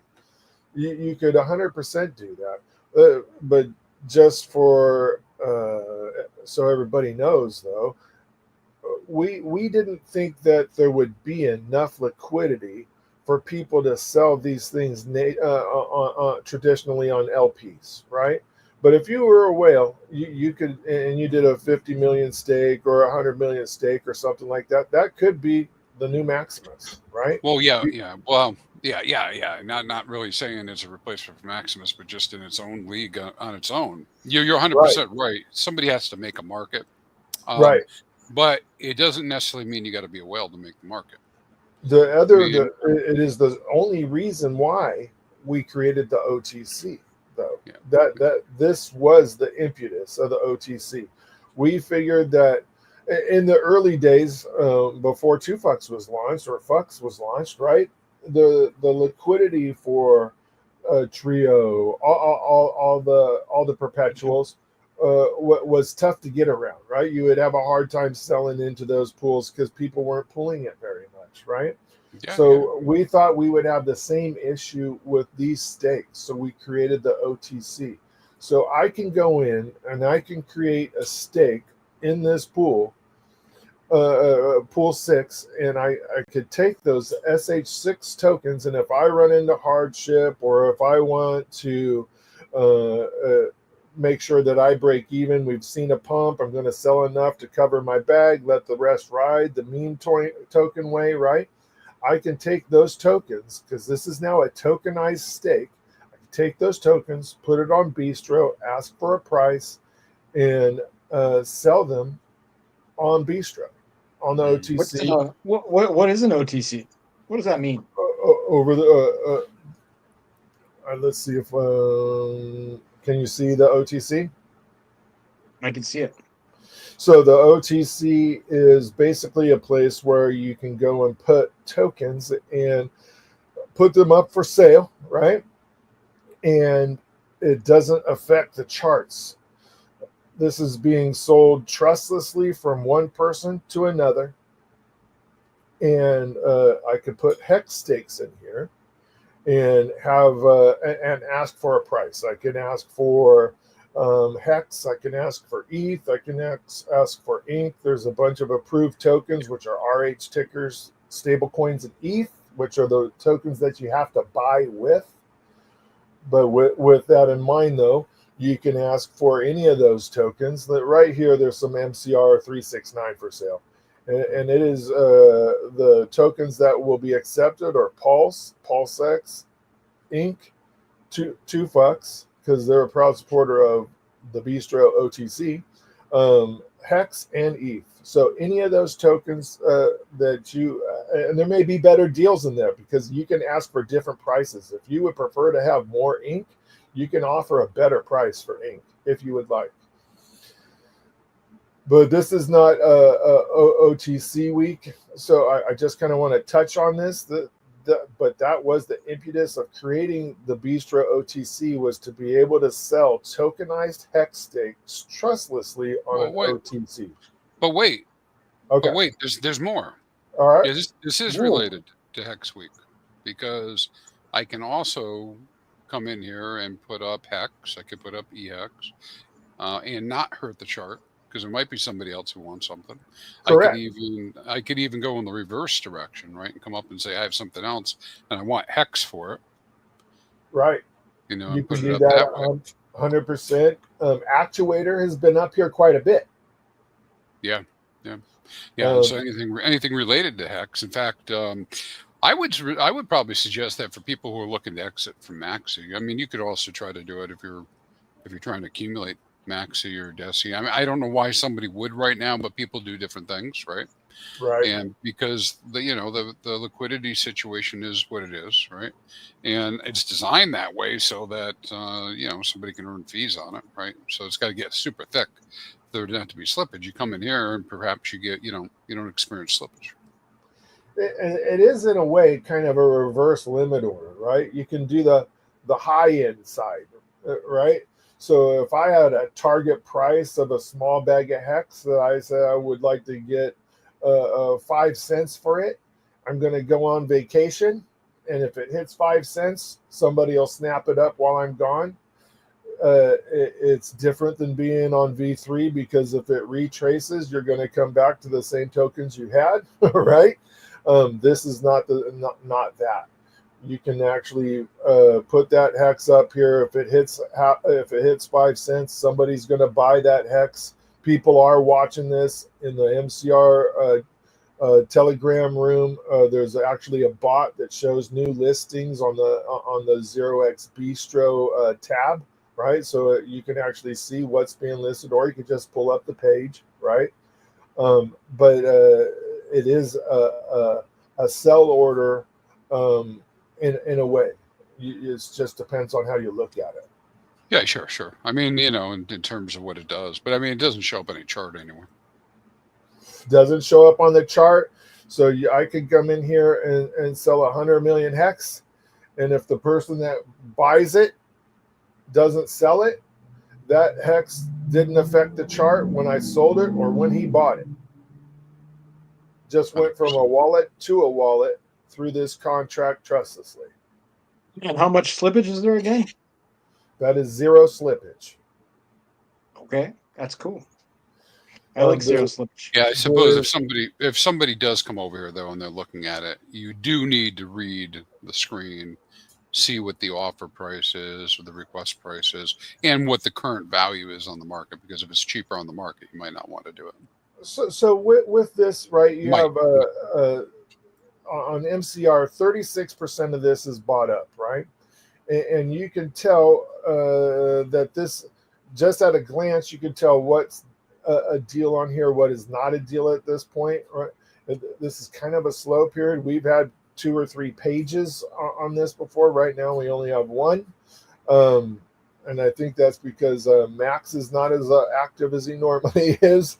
But green means that this is below market price. This is below market price, right? White means that it is within, I believe, a 5% range of market price. So right now, market price for this is a 5 and a 1, and we're selling this at a 5 and a 2, right? So it's right there. But if you subtract the slippage that you would receive for buying this big bag, and you don't have to pay slippage here, that's a whole nother ball game. That makes this better than market price. Right. Make sense? It does. It makes a lot of sense. All right. So if the OX Bistro tokens go on here, like what do they show up as? So they would show up Or not would show, OXP tokens, the stake host tokens. it would show up as SH6s. Okay. And, Cool. and oh, by the way, this is also on Ethereum. So if you would like to sell your HEX or your HEX stakes or any other token on Ethereum, this protocol is also on Ethereum. Oh, nice. Sweet. So once this is done cooking, right? So we've all ordered. Somebody clicked the button. The steak cooked. Once that 69-day period that Fast Abdul wants is it has expired, somebody clicks in stake, right? And there'll be an in stake button down here, and it'll say in the stake. You, by clicking that button, have put yourself in a good position, right?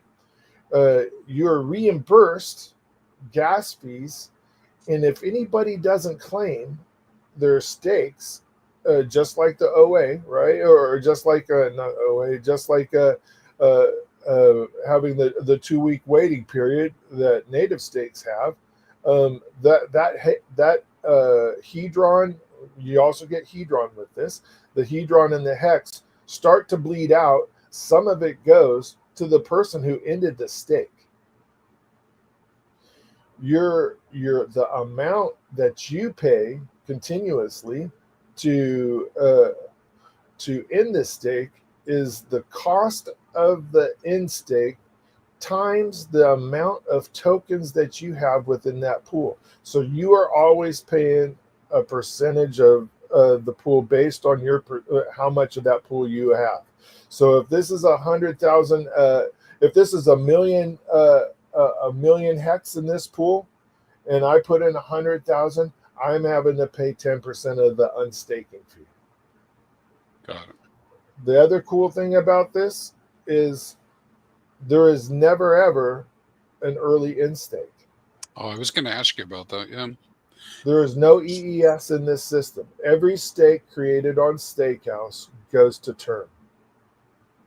Very nice. The way you EES out of this is you go sell your tokens on Bistro or in an LP. That's how you EES. But other than that, you do not have any other form of getting out of this. This goes to term. Once it goes to term, let's just say there's 20 people in this. Somebody went on vacation on a long cruise, right? Didn't realize that they are planned that cruise for when their hex stake came out. Somebody can come down here and click bleed the hex, and bleed the hex will take the hex that's left in this protocol and send it to stakers that are within the Magic Carpet Ride buffet. So those MCR tokens that you saw, those people that have those MCR tokens staked in the Magic Carpet Ride buffet start receiving this hex. Nice. I'm not gonna juice this guy right now. Somebody, now that they saw it up here, probably will. Ty likes to press this button a lot. I have not pressed it once yet, right? But there have been some pretty healthy gains. There's some people that have lost 20,000 hex or 40,000 hex because they didn't realize that there was that their stake was due. Any questions So on if that? somebody else presses the end stake button, right, but you don't go and claim it, then the bleed happens? Correct. So if I go in there within the 2 weeks and I redeem all my SH6s, right, I Yep. get all my hex and all my hedron if it's within the 2 week period. If somebody else does not claim within that 2 week period, that hex and that hedron is remaining in the contract for pool 6, and it follows the same mechanics as the what do you call that, Crispy, when it bleeds out? Wow. Penalty. Penalties. Yeah, the bleed out feature, right? It has a name. So But it's a late penalty. Yep. yeah, so the bleed out feature works the same, except for that hex no longer bleeds to the OA. I'm pretty sure the OA has enough hex, right? That hex goes to people within the RH ecosystem that have MCR staked in the buffet, and it no longer goes to the OA because this stake went to term full length, was unstaked when it was supposed to be, and when people claimed it, all that hex went to the people, and when people didn't claim it, people who have MCR staked get that hex.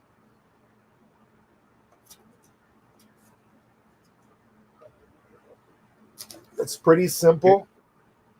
So I if you know don't. hex staking, you can do this, and then if you know Dex, like you can use Stakehouse, and if you know Dexes, you can use OX Bistro. Like it's no more complicated. Yeah, there's Actually, only it's easier as far as Stakehouse is easier than hex staking. I think. right. Like It is. front end better. And if you have any issues with your wallet, I think that this wallet's compromised. Blah blah blah. I got some funny messages. I don't like this wallet. I could take that whole stake and send it to another wallet. I could take that whole stake and send it to a Gnosis safe if it's a 15-year stake. I can exit it out of the Gnosis safe when it's time to collect it and put it in just a burner wallet, collect the hex, send all my rewards back to my Gnosis. You know, a lot of people talked about trying to develop things, right? They come up, you know, because we're all in crypto, and so it's like, well, I have an idea too, and I'd like to do something. But a lot of the times we kind of preface it with it's got to be something, at least in my circles, right? Something that supports HEX. And damn, has it been hard to come up with things that supports HEX, right? Because everything ends up being another copy of HEX, right? Because what we know that works really well is that methodology, right? And anyways, so kind of like jumping forward, this is pretty cool because so let's say somebody wanted to do some sort of like an add-on module, they could actually build it on Stakehouse, meaning again creating those tokens through staking. And then I have thought about creating some day 3000 hexes, hex stakes, right? Some SH whatevers, right? SH20s, and make them day 3000 and send them to actuator guys, right? And see if they could work those into their plan, because I can actually pinpoint those dates on this system and create tokenized stakes to feed into actuator. Well, I think definitely you can relate it to that, right? For anybody who doesn't know, actuator has these HTT tokens, and one of the chosen dates is the HTT 3000 date. And so if you were to make a stake that ends, you could make some sort of a relationship that ends on day 3000. Wouldn't be exactly the same value per se, but you could make a relationship between two stakes that have HEX coming out on the same day, and they would have some sort of relative value, and you could like build a little ecosystem around that. Right. It could be fun. It could be fun, you know, like an anniversary date or something, like the 10-year anniversary for HEX date, you know, something of that nature, you know, and kind of hype it up, get people to do it. There's also some people within this community like Papa B and a few others that have their staking ladder as legend, right? I've often thought that there could be some community leaders out there that take a hold of this and say, with a group of people, all right, you guys, let's build your staking ladder. We're going to build it together. We're going to fill a ladder from 10 years backwards or whatever, right? And have that group of people participate together, get a bigger pays better bonus, and fill a rung on that ladder once every 30 days. And like have it be a 30-day rolling stake, or what? Like how would you structure it? I would have like, let's just say Crispy wanted to do this, right? And then said, okay, this month we're going to go out 90 days. And even though he's a Quattro Cinco guy right now, right?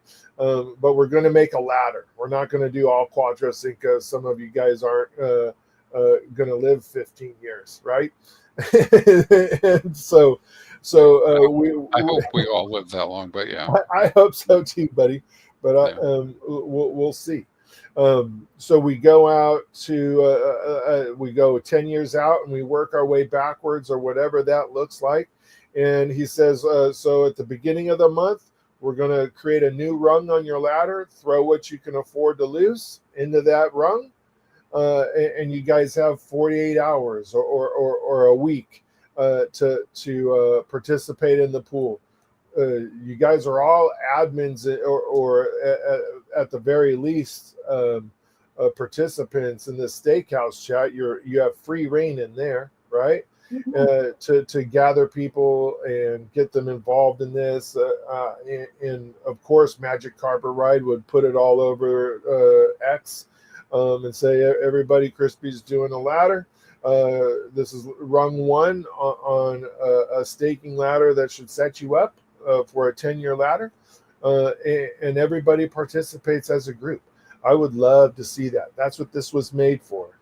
If anybody remembers, Magic Carpet Ride was set up because we were trying to get people the same type of yield, the same type of multiplier on sacrifices that people like God Whale did, right? So this is a way for small fish to swim with whales.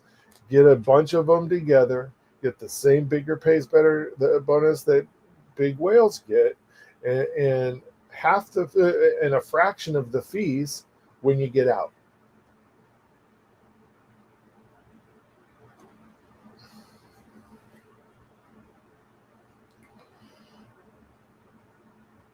Let's see if this pulls out. You guys still there? Yeah. I'm getting ready for dessert. When do we get to dessert and then bidet? Well, we could do buffet first. I was looking at buffet. So there's no tokens in this wallet. Otherwise, it would show people. There's HEX in there in my personal wallet. There's HEX in there for me to collect right now. When's the steakhouse party happening? We're winning. I want a steak right now. Are we staking it until we making it? Steak. So I see Monkey in the chat. Monkey would join. Well, I just wanted to. He's doing a shout out to you, really, and everybody else.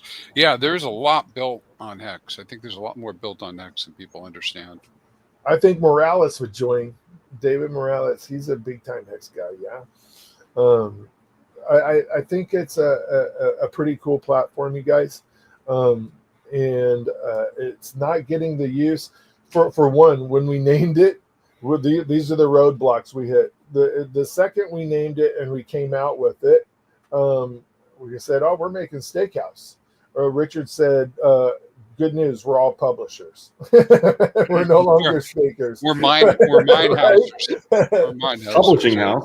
Yeah, we're publishing now."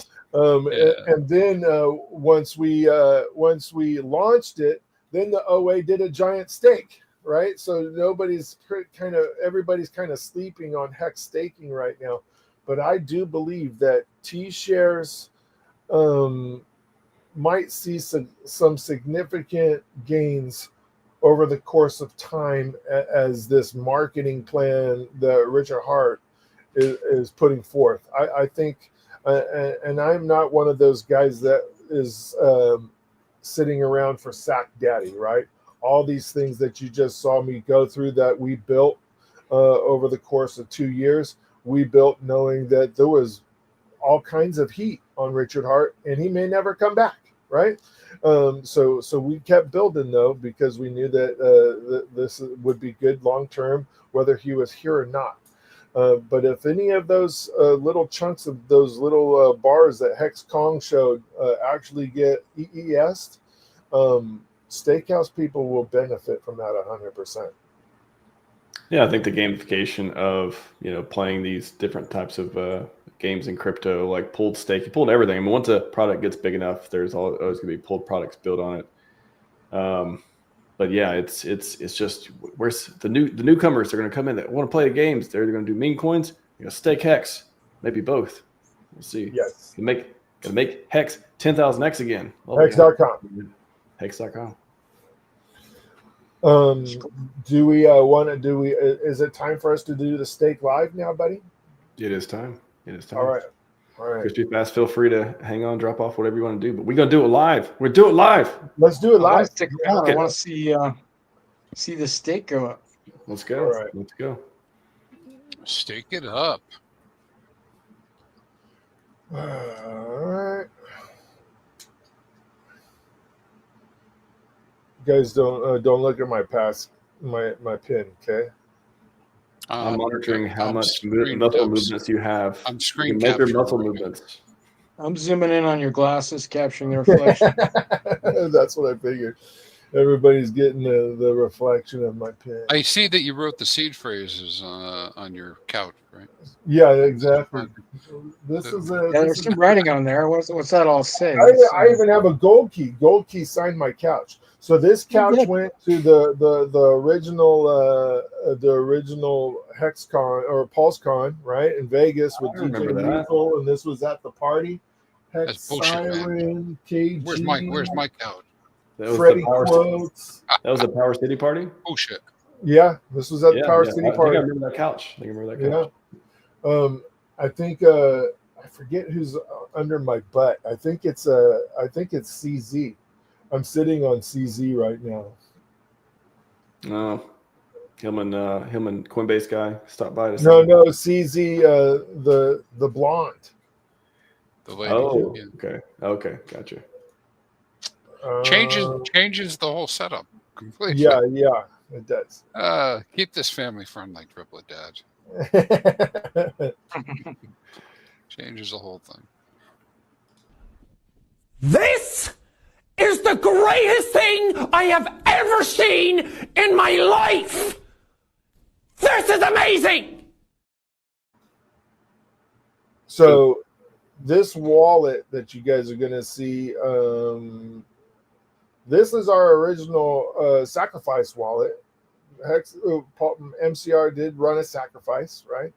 And we're one of the few sacrifices that kept all the hex that was donated, all of it,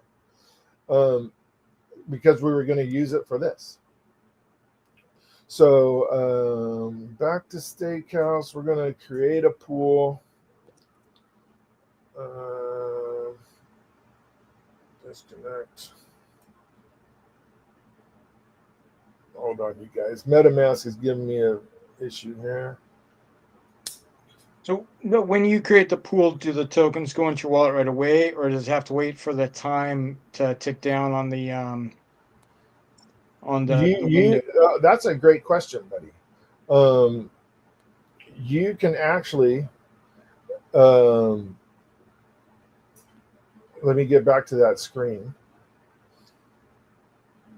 You can actually, if I put all my tokens in this pool, right?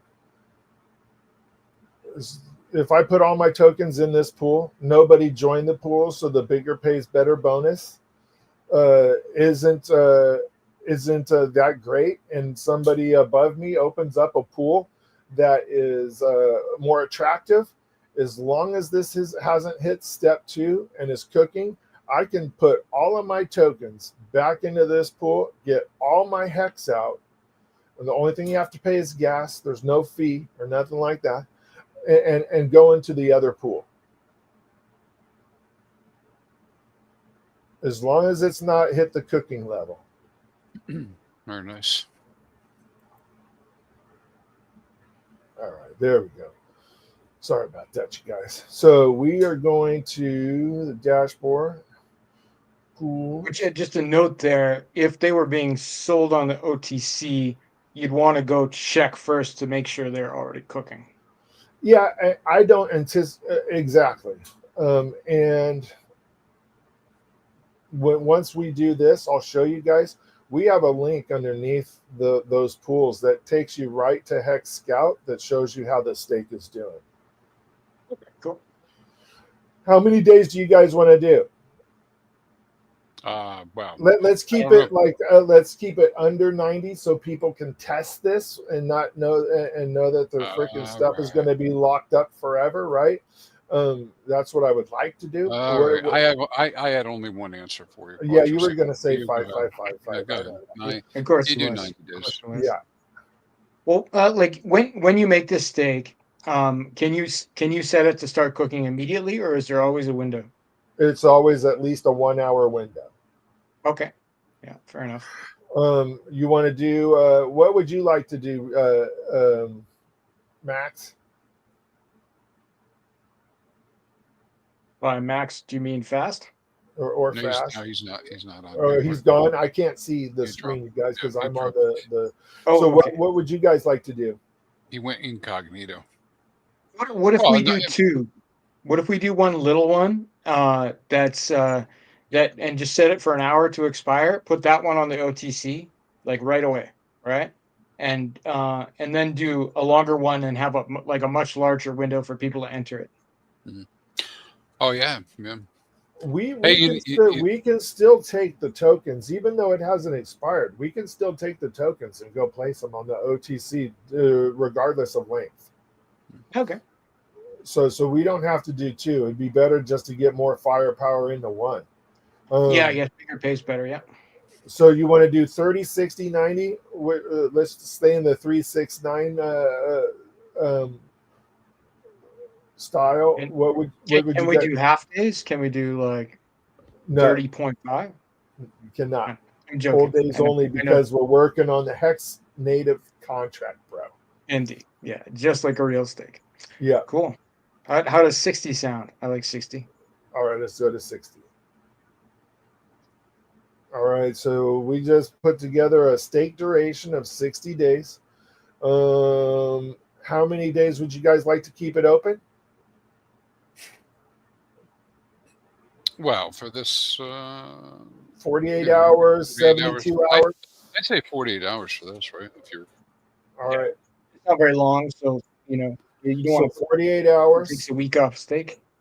And we're gonna leave it at 0 creator fees. Okay. Mm-hmm. All right.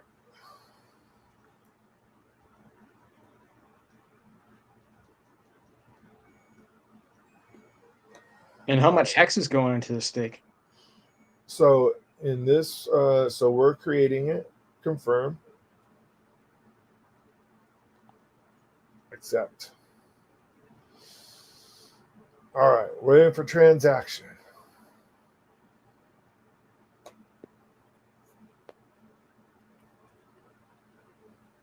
All right, so now that pool is created. Just because it doesn't default take you to your pool, it says click here to go to your new pool, right? I have oftentimes said, oh man, it didn't create, and I do it again, and that's how some of those had 0 in them. My fault. But click here to go to your pool. Oh, lucky 13. Awesome. So this is going to be pool 13. And just to give everybody a bump up, right, I'm putting our whole balance in there, which isn't a whole lot. 800,000 hex. Okay. Oh, that's a lot. Confirm.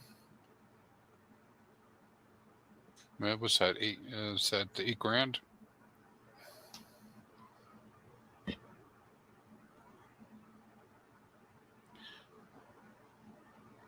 There you go. It's in.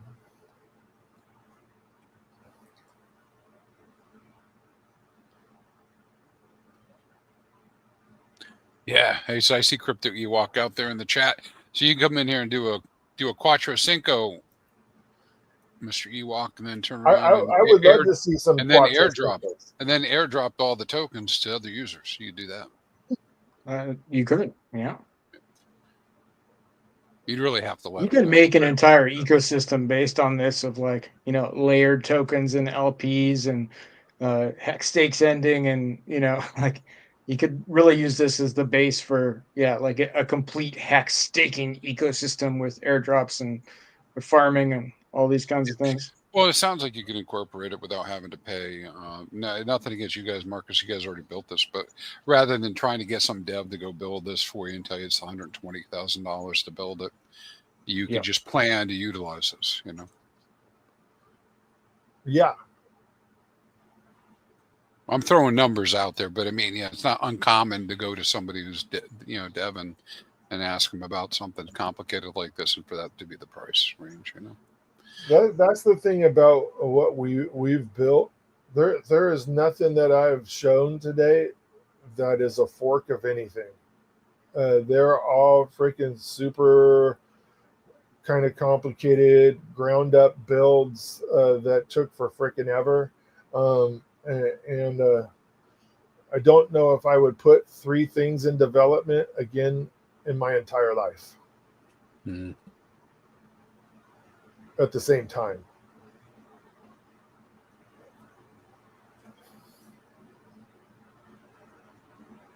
All right. The first one was an approval. Now it's depositing.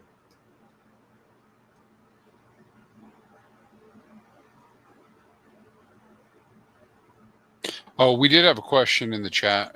Did you do this on Ethereum or on PulseChain? It's on both. Oh, you did it on both, the same thing. Okay. Meaning the stake, this pool. The stakes are on both? Yep. Well, so now that balance that I had, right? Yeah. Is right here. So pool 13, that first 800,000 hex that's in there is ours. Magic carpet rides. So if I wanted to, so we're going to do the same thing on Ethereum, so people can play around with Ethereum. Okay. So to do that, I just click Stakehouse on Ethereum over here. Connect wallet. Unmask. Next. All right. And we're doing the exact same thing. Going to pools. Create pool. We're going to go to 60 days.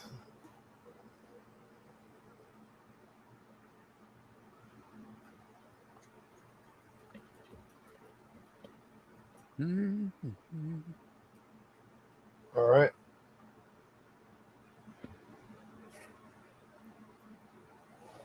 $48 hours. 0 creator fees. I'm going to create.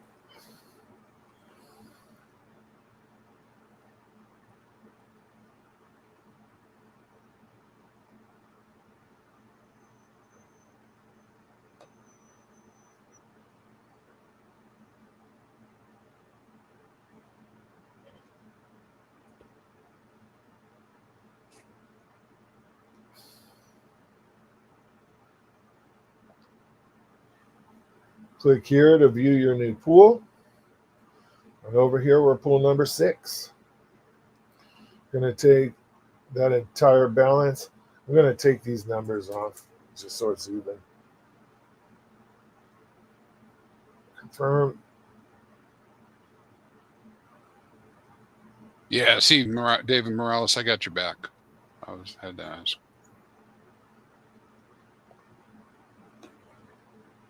Yeah, Hex Monkey, you're joking around about ETH Fair, but it's possible they could use this for that. I don't know how the software is written. You could 100% use it for ETH Fair, but we have not built it for ETH Fair. Somebody say ETH Fair, the most amazing network ever made. And then ETH Pow, pow, pow. Yeah, pow. Who's got a billion hex on ETH Pow? Tell me in the chat if anybody. I'm pretty sure I do. And all right. Ow. Pow, pow, pow, pow. All right, stake pool number 6. Sorry, I had to. So we have a 60-day pool on Sweet. pool 6 on ETH and a 60-day pool on Pulse.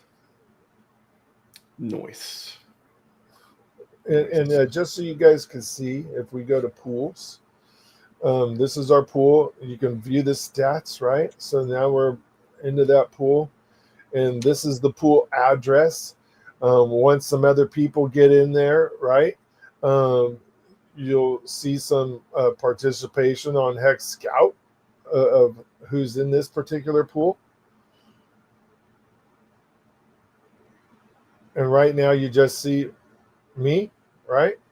But it will pull up this just like anybody else, and it will start showing all the addresses involved, just like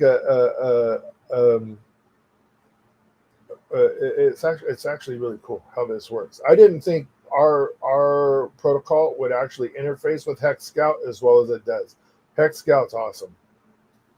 Yeah, shout out to Hex Scout team. Yeah, they're badass. And Pool Creator, that's us, right? That's the wallet that all that hex came from, this 305 number, and we're all good. We're both of those are set up. Now, if you guys wanted to, we could do that another day because I know we have another thing coming up, right? There is a panel imminent, but we got a couple minutes. Yeah, well, so if we wanted to, we could go get those SH16s and place them on Bistro, and we could sell them. So maybe I will do that after today, right? Maybe I'll throw some SH16s for 1 hex a piece up on the Bistro, so you guys can participate in this.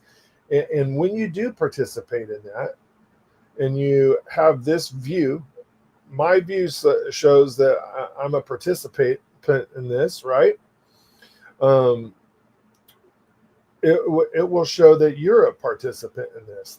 This needs actually, Fast Abdul, you're right. We need to wait for this to go to cooking before those SH16s, because normally it would say my balance of SH16s right here, and it doesn't say that yet. That's good though, because that's a fail safe. Somebody couldn't get those and then try to sell them and then cancel it. Right. Well, I can cancel it, right? So if Crispy Man was to start a pool right now with 10 million hex in one of his little play around wallets, I can actually withdraw all of my SH13s, right? Yeah. I can withdraw them all, and go into Crispy's pool.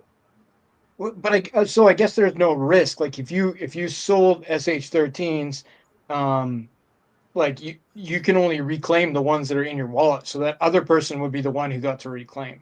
Right now, no matter who holds it, whether I send it to you or it goes through Bistro or Crispy got some given to him in a drawing, all of those SH13s right now before the cooking starts is worth 1 hex. So I have 756 SH13s. And that's how much hex I put in the pool. So I can go redeem those for my hex and get it all back. No fee, no nothing. Do not forget about if somebody put a creator fee on it, though, you guys, that fee does go away right at the beginning. Do you want to explain the staked hex initial transaction, the SHIT one for this one? Pow! Had to get one in. You kept saying SH. I was like, SH. That sounds so familiar. If those are only an acronym for SHIT. Yeah. Staked hex initial transaction. That does not exist. I just made it up. There you go. This will be famous for doing the Steakhouse initial transaction live on the Hex conference put on by RH Max. Boom. Love these hex events. They're pretty good. Hex Week 2025. Is that where we're at right now? We're at Hex Week 2025. So that went pretty flawless, you guys. Aside from me needing to connect this wallet, everything went off without a hitch. Let's go check our Steakhouse on ETH one just to make sure it's up and running. PulseX view. Oh, we did the approval. Deposit. The first one that we did was just the deposit. What kind I of mean, ETH fees are we not looking the at today? it was just the approval, not the deposit. What's your ETH fee for staking today? Oh, I should have checked that. I don't know. $700. Yeah. $4,000. It's a good question. I don't know if there's any ETH in that wallet. Well, it has to have some because it created the stake.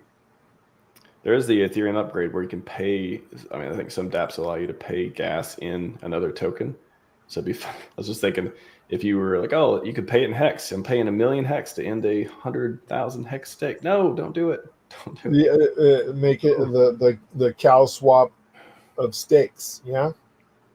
Mm. Now that's Current prices, I don't think it's an issue. You know, those Ethereum upgrades did what they're supposed to do, and price it's been pretty good. Yeah. So you guys, I think we're good on this, you guys. If you guys want to start the panel, I'm good with that. All right, and all of you feel free. Any or all of you feel free to stay on for the panel. If not, totally okay too. But all right. Yeah, stack panel. We got some green room people. It should be pretty fun. Thank you, gents. Stake in the house. Make HEX staking, pulled staking great again. That could be a hat as well. That'd be pretty cool. That'd be a good one. Thank you, buddy, for having me. Let me put this up. I appreciate it. Of course. Thanks, Thank you all, gents. Thanks for building it. Whoop. Whoop. Whoop. Click too many buttons. A little wild on that one. I was like, how do I get the number of screens to reduce? That was awesome. So many great products. So many great staking products, and I really think that once retail comes in, once we get this market going, we'll have a lot of fun stuff. A lot of people be involved, and we'll just be able to make HEX pulled staking, make HEX staking, make all the great agains, all that if you prefer that. If you don't make great again, that's fine too. Anyways, stack panel coming up. What are we gonna do? The intro to the panel. Let me pick one. Let me do this. Let's do Crypto King. We haven't heard that today. Let's go.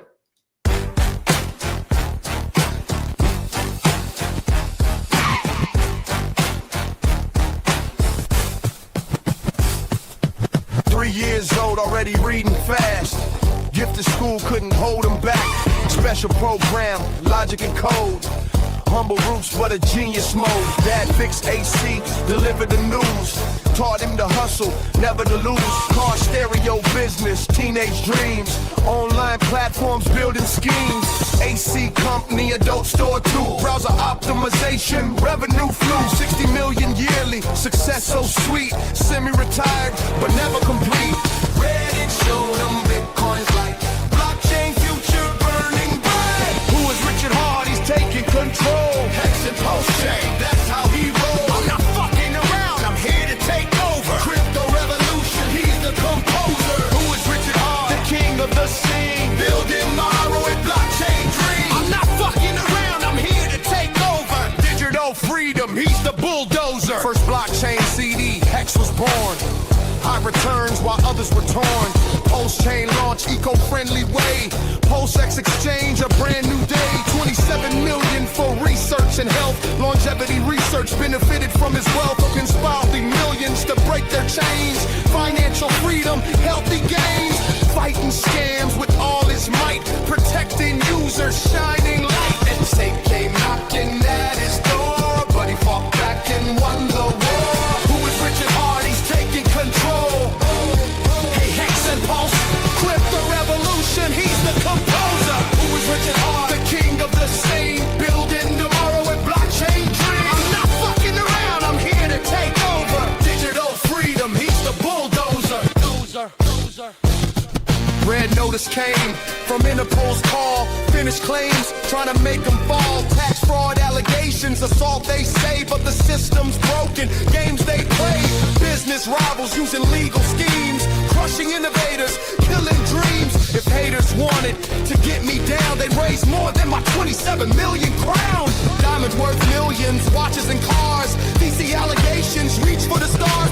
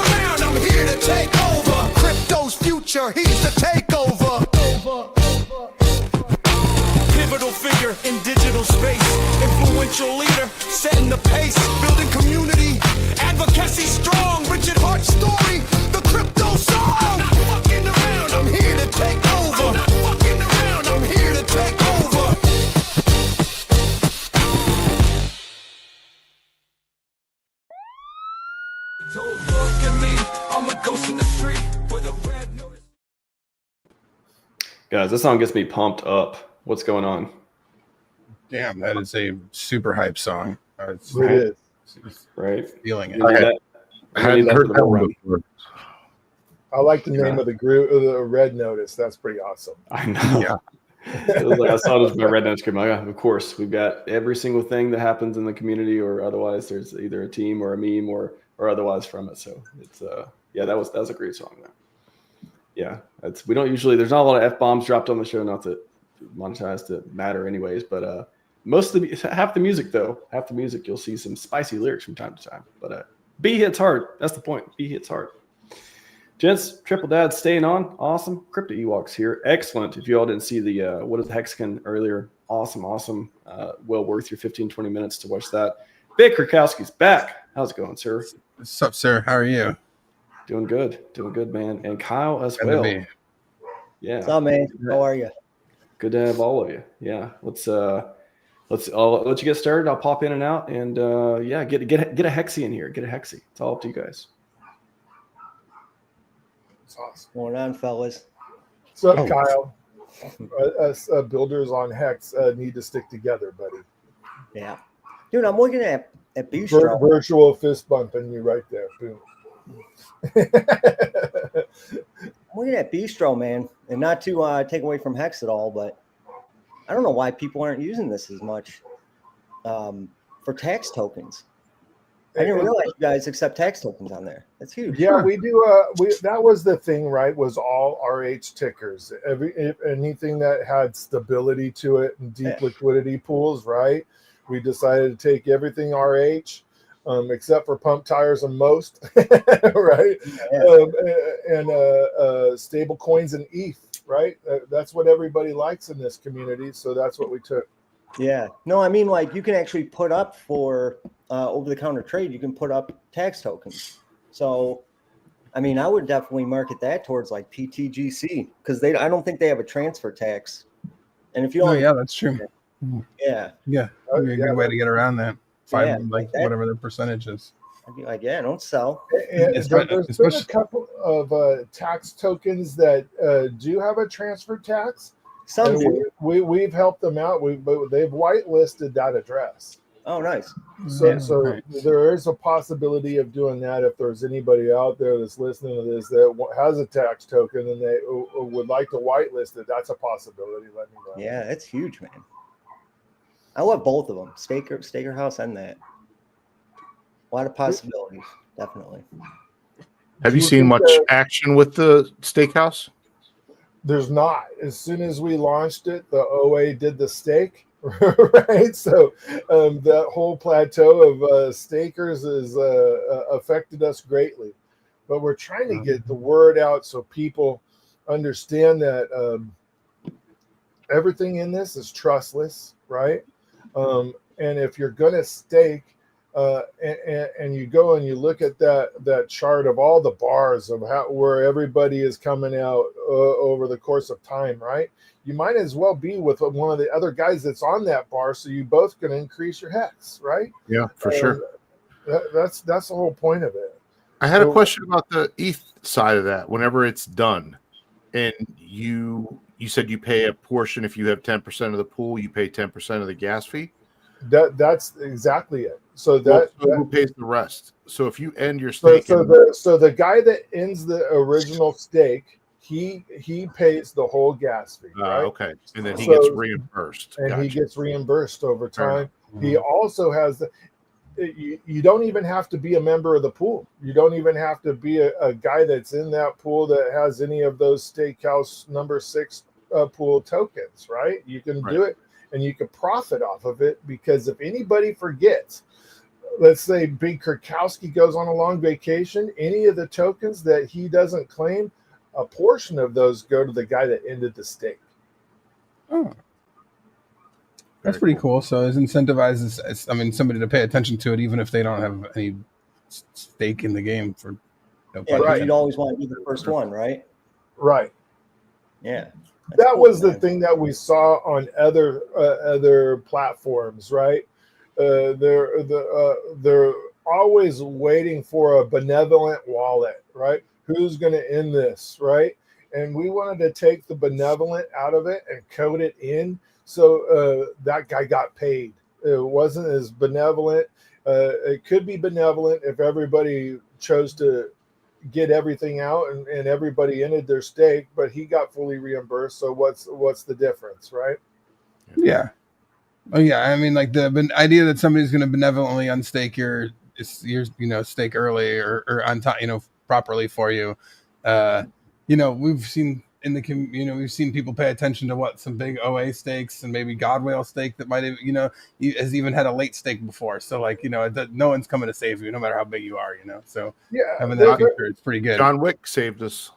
Oh yeah, that's right. He's the one who did the OA stuff. Yeah, there was people that were paying good accounting for big stakes. Yeah, just to make sure that didn't bleed. Those same people would end a stake here, especially if they get paid. Yeah. Oh yeah. I mean, incentivizing it works well. You see the buy and burn in PulseX never gets very high without somebody coming along and making sure to scrape what they can off of that. Even though it's like usually, by the numbers they're making pennies, but they're still taking it. The one thing most nobody asked in the chat was it does not support Communis, but it does support Hedron. So when we built this and we started with the code was like 3/4 of the way done is when Communis launched. So we weren't able to, without significant cost, go back and put Communis in the mix. But that is what it is. I mean, some would just say that's bullish for Communists, Yeah, exactly. It's less than that. That's true. It's a good way to look at it. So what's the average gas spend so far for end stake? It's just normal, right? I mean, it's just normal, but because gas has been so low, right? We're taking that normal gas and we're splitting it up. In this case, with the one I just put on there, that's going to be split up at least in 700,000 parts, right? Yeah. Which I'm going to pay 700,000 of them, right? But hopefully people join that just to see how it is. Putting it out there for that many days, I think people can go in and take a look and see how it works. We always put alerts up on our site when these stakes come in. I don't want to bleed people, right? Yeah. Especially when that 2-week period hits. If there was a way to notify people to a wallet and it showed up as an alert on their phone or their laptop, I would. But right now, the only way to do it is through our Twitter page and our Telegram room. But we always alert people, hey, pool number 13 is about to bleed. Go in there and get your stuff if you're in there, right? I've seen a function before where you can add something to your calendar. There's just a button that says click reminder to add to my calendar or to my Google calendar or whatever it may be. But that's a good idea, buddy. Simple button to add that you can just add that date right into your calendar, get a reminder yourself. All the days where my end stakes come up, it's going to be real annoying in my house because there's going to be like 2 of my phones going off, all my computers, laptops, all my Alexas and all that. It's going nuts. I've gotten busy and actually bled some of my own personal HEX to MCR stakers. I forgot to unstake one of my very own. And the guy that I'm partnered with in this, Ty, the Australia guy, he didn't realize it was me and kept hitting the bleed button on my money. Or he did know. It's hard to tell with Ty. Yeah, maybe he did. Yeah, I have had several onboards over the years. I to track down. I've got a whole list of everyone's stuff, and I'm like, you guys have. I called you 2 weeks before the stake was up. It's like, hey, how's things going? Make sure to do that. And then now I'm like, it's like now it's 100 days later, and you still haven't done it, dog. It's I can't help you. You gotta save your own money, man. And they used to be able to good account for other people, but I haven't in the past, unless somebody else has a tool that they know of, but like another HEX and backup HEX and was the other one too? There was one that was like a gangster themed one. They all none of them are working properly anymore, as far as I know, to like be able to good account somebody else's stakes for them. I don't know if there's somebody, if anybody knows like this is in the chat. I'd give it out to the chat out there. I'd love to know of another tool that's public so I could you could unstake other people's stakes. I used to be able to do that.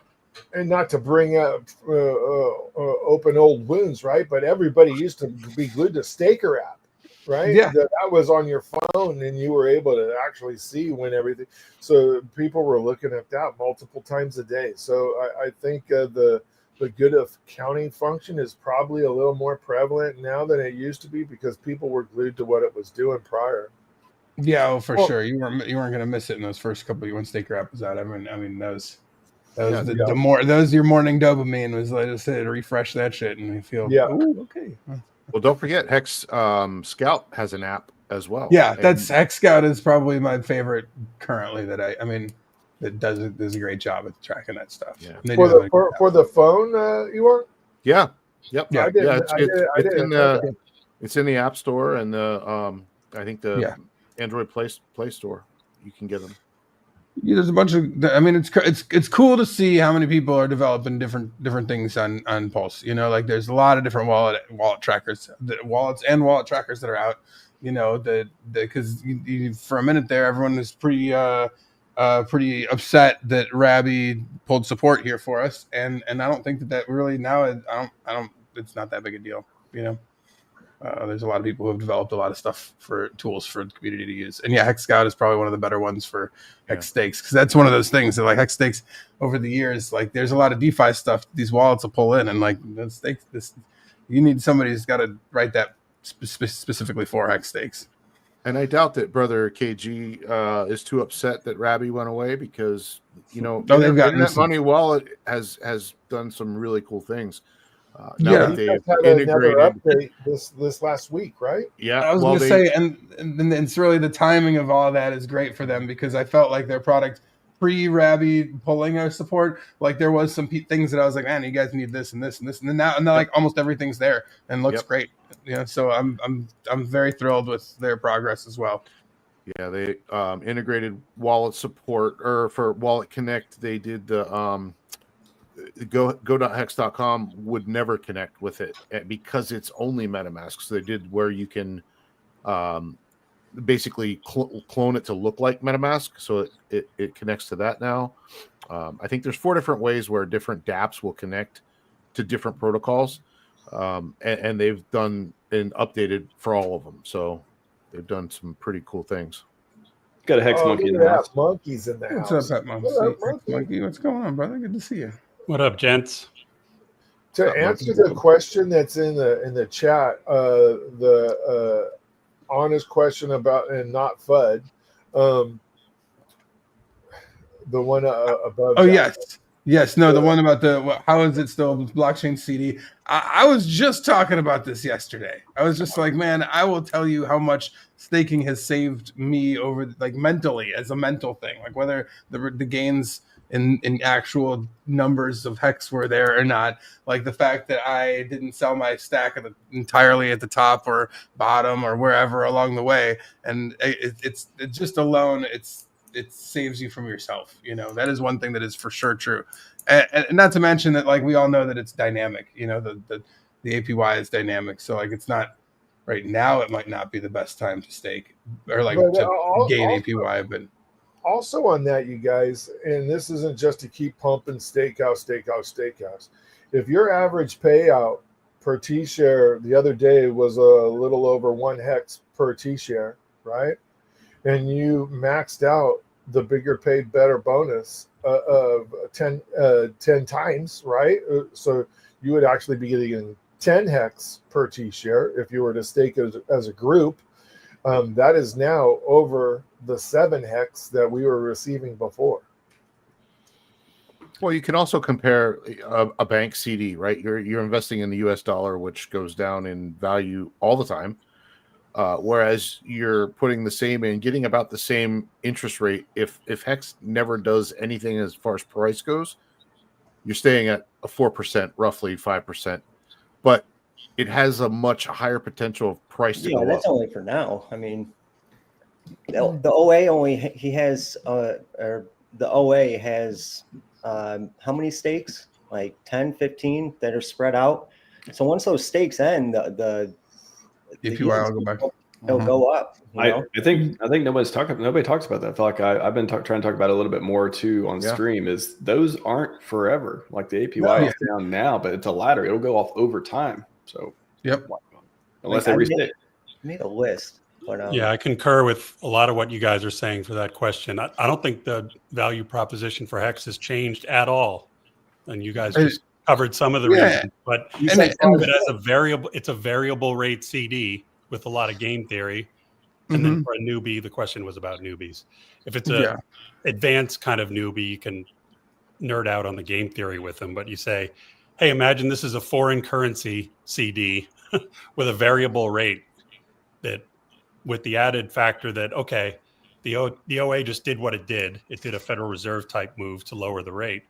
But that rate is going to start raising again because it always does based on the T-share. Yep. So you're left with price appreciation too. So back in the day it was 1 hex per T-share per day and then 2, 3 all the way up to 7. Now it's 1.5 and it's going to go up again.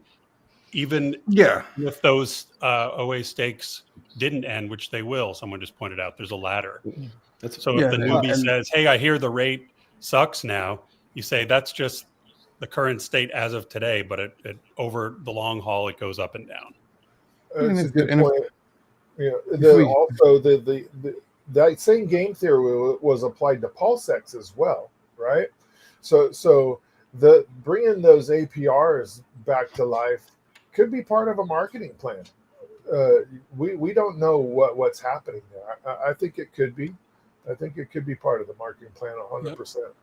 Plus, I chime in on what Big K said. I for sure would have wrecked myself if I wasn't staked. Like absolutely no doubt. I'm a terrible trader, terrible short-term doer of anything. If my whole bag was liquid, I would have either sold too early or dumped it all at the wrong time and been watching from the sidelines. Guaranteed. I like to do. Go ahead. I'd nail like one part of it. You sell the top, but then I'd end up buying back in way too early. There's no way that I would have nailed it perfectly all for the past 4 years. I've made enough small timey mistakes along the way to know that like that ain't my game. So like I'm thankful for HEX staking. The system works great. If it wasn't, I'd say that just in the fact that like, you will care about this for longer than you thought you would when you make long stakes. I for sure didn't think that I'd be still live streaming 5 years later at a HEX Week conference. Like that was not my initial intention when I put together my staking ladder, but the life is long, and you'd be surprised at how much you care, when you put something out there for you. It goes hand in hand with what I said earlier about the changing mentality about a lot of things. You take better care of yourself. You become a better person. You get healthier. There's a lot of potential that can come out of it because you do want to be around. You want to be around the people that have also done the same thing. And it's fantastic. Here's a fun fact about the game theory. Like people are it's very popular now to say, why would I stake Quattro Cinco? That's so silly. That's an obsolete idea. No, it isn't. Check it out. I took a break. Still doing it. I took a break from doing that for a long time, and then I started again. And here's why. Here's a fun fact. If you were to log in your wallet right now and create a Quattro Cinco stake, as of right now, projected in the future, you get all the inflation. Because in the last 5 years, you're like it. You're the final one in line. So it's like, see who can last longer. It's another I think Crispy Man's just doing Quattro Cincos right now. Yeah, that's all I've been doing. That's all I've been doing too. One every month. I posted this question the other day: favorite HEX strategy. What I've been talking about a lot lately is PLPL, which I think is maybe catching on at this point. Part liquid, part ladder. What do you guys think? How do you think about hex staking today? I still hear people making 5.555s all the time. It's we see it, even even bigger ones posted by Hexwell and all that on X. But how do you think about it today? What is the best strategy? I think Nothing that's wrong a with good part and part as long as Yeah. you do it intelligently and it's not something Yeah, like retroactively. It would have been fun to have 5 or 10% of the bag liquid to play with, just not the whole bag. Yeah, I mean, I would say that it really is kind of dependent on the person, like everybody's situation and everything is different, like there's some minimum amount of like, hey, you might want to stake more than $100 or something like that, just because I think that because of gas fees and everything else, even on Pulse. I mean, Pulse is just a fork of Ethereum. So like in some amazing world where everything's 100 or 1,000x higher, I did want to remind everyone that like your gas fees will be more expensive too, which is all good. But so just thinking about those kinds of things would be, I think, is minimum maybe. But like other than that, I'm like, man, just like whatever's right for. I'm always a fan of telling people that crypto for me has been something that like in general, like participating is always better than not at whatever level you can, because you can the potential for airdrops and other tokens launching and giving them to you for free because you'd staked whatever, all that has been insanely profitable for the past 5 years. So like I highly like, please just stake something, do something, click a couple buttons at least, that poll that it was either Satima or the other guy that always puts alpha up. This is your last chance, final warning, right? I forget his name off the top of my head. He had an interesting poll out the other day that said, how many of you know what Big Payday is? And 40% of those people, over 40%, had no idea. They weren't here for Big Payday. Right. So these conferences and the ladder discussions, part liquid, part ladder, the things that Kyle builds, the things that I build. And because Hex is out there for 15 years rolling, right? Every day, this is a 15-year freaking extended market as far Exactly. until we stop. Right. There's going to be guys like Kyle and I that are building stuff on Hex for the next 15 years. And there's guys with millions of dollars locked away, like people in the community with millions of dollars locked away for 15 years. There's no other crypto where the outcome of it. That there's going to be some guy still standing there, 10 years down the line, 15 years down the line. So it's just, And one thing I wanted to come on and chime in about regarding all these amazing products built on top of Hex, like Steakhouse, OX Bistro, Actuator, and a dozen more. Like there's so many, I've lost count. And I know from conversations with people, a lot of folks are saying, well, I don't need that. My bag's not big enough, or I'm not advanced enough. I don't need Actuator. My bag's not big enough to require using an OTC desk because I'm not going to, wreck the price. My one word response is yet.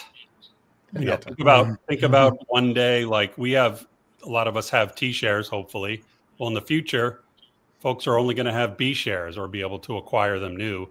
So at some point, if as enough time passes and market prices go up, you might have a big enough bag that you could hurt the chart if you market dump. And we keep poking at Alex on Twitter, right? Because he's building something. We all know Alex is, right? Yeah, and similarly, imagine a Deca millionaire, either an existing Hexagon or like TradFi people come in. When you have that much money, you're going to want to research how to manage the yield curve and possibly go on Actuator, even though now it may seem like a nerdy advanced thing you don't really need. So I recommend folks to keep an open mind for these products. Even if you think you don't need them, you might, and you want to learn them now when you get the opportunity so that if you need them in the future, you're prepared. You already know what to do.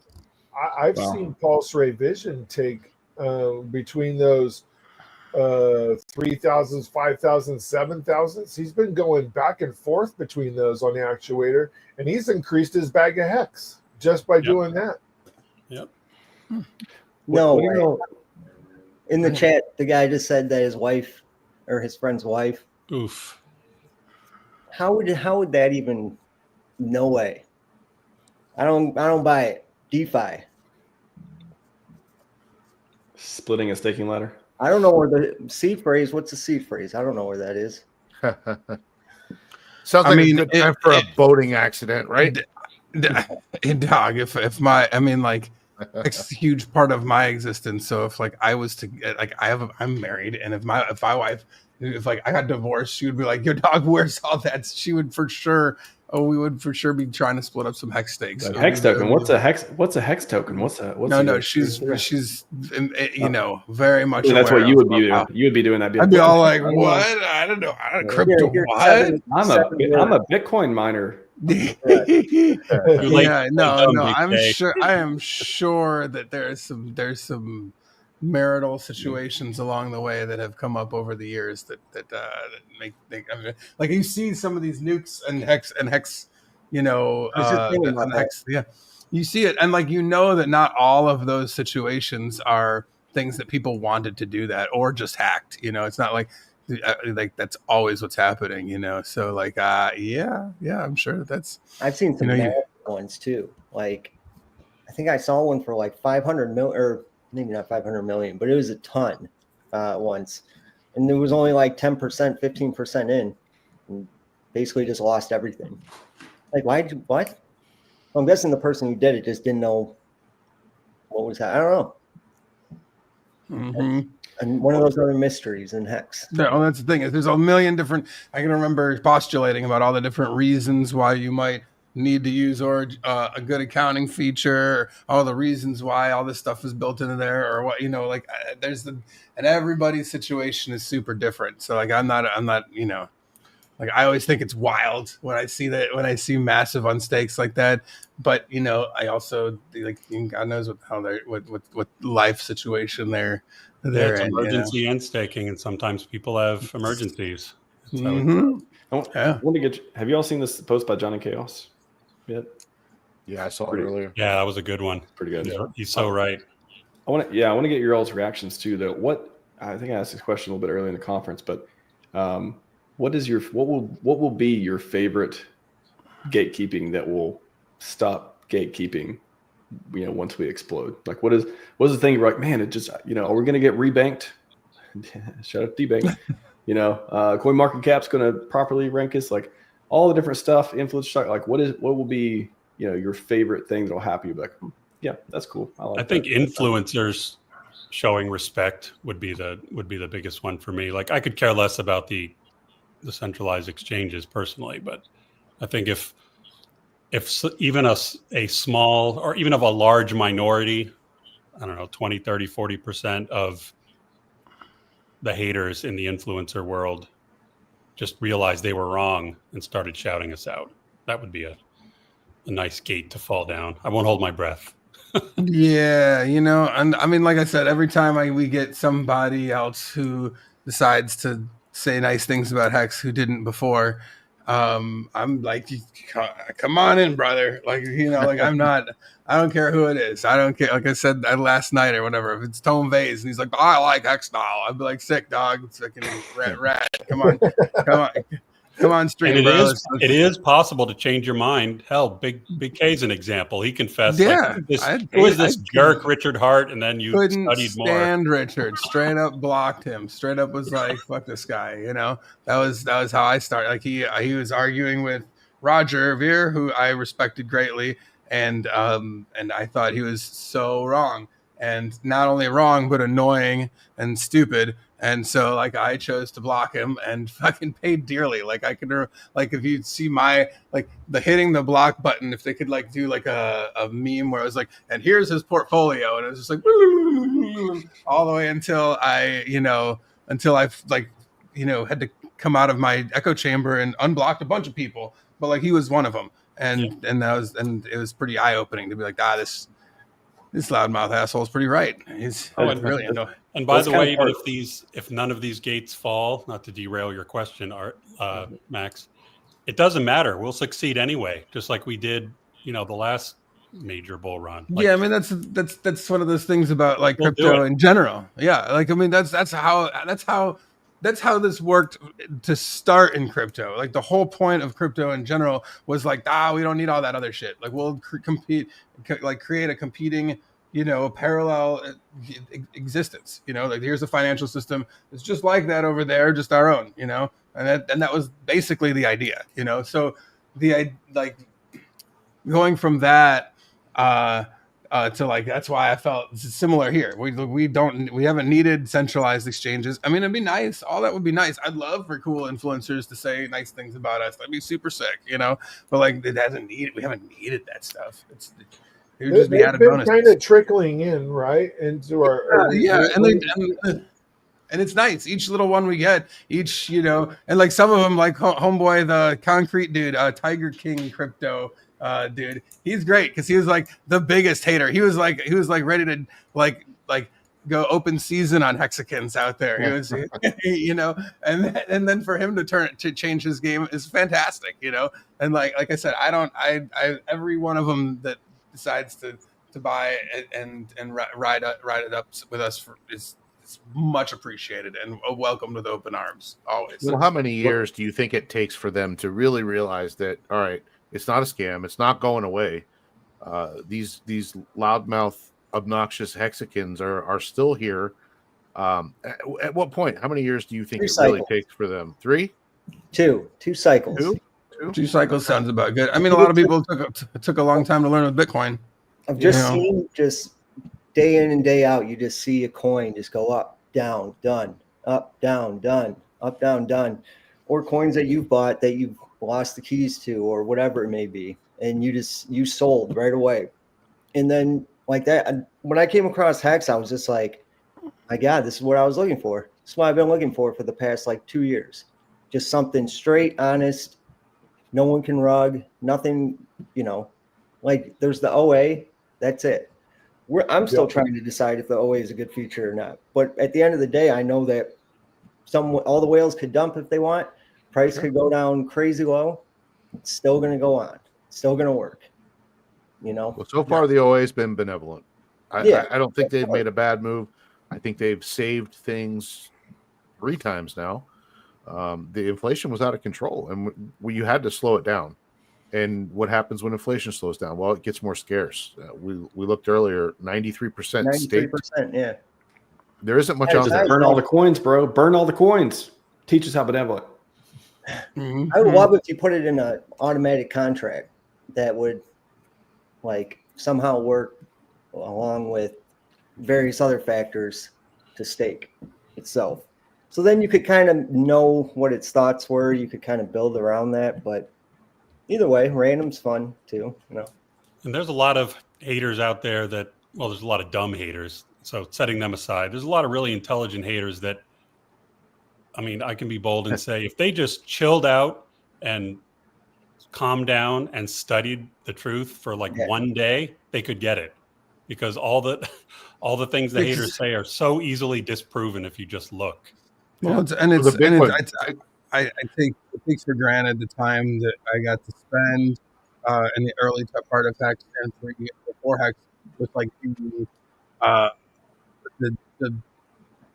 now as it is the access to Richard that was pretty easy. Like if there's a question that was answered in a Telegram room, by him or by somebody, very very quickly. And like if not, you could ask him straight up on the street, So a lot of this stuff and like how these little intricacies that were like, because there's parts of it where like Richard explain, he did it in the debate with Eric where he's just like, hey, what happens if somebody does this? You know what happens? And he's like, nope, I don't. And he's like, nah, I can't really. You don't get it? All right. Well, maybe later. Yeah. So say it anyway. All right. On to the next thing. And there's a lot of that stuff where like I took for granted him being like, hey, you ever hear De Beers? And like go into like a whole 20-minute rant about De Beers and how they've made diamonds as valuable as they are, And then he's just like, wink, wink, nudge, nudge. That's what we're doing here.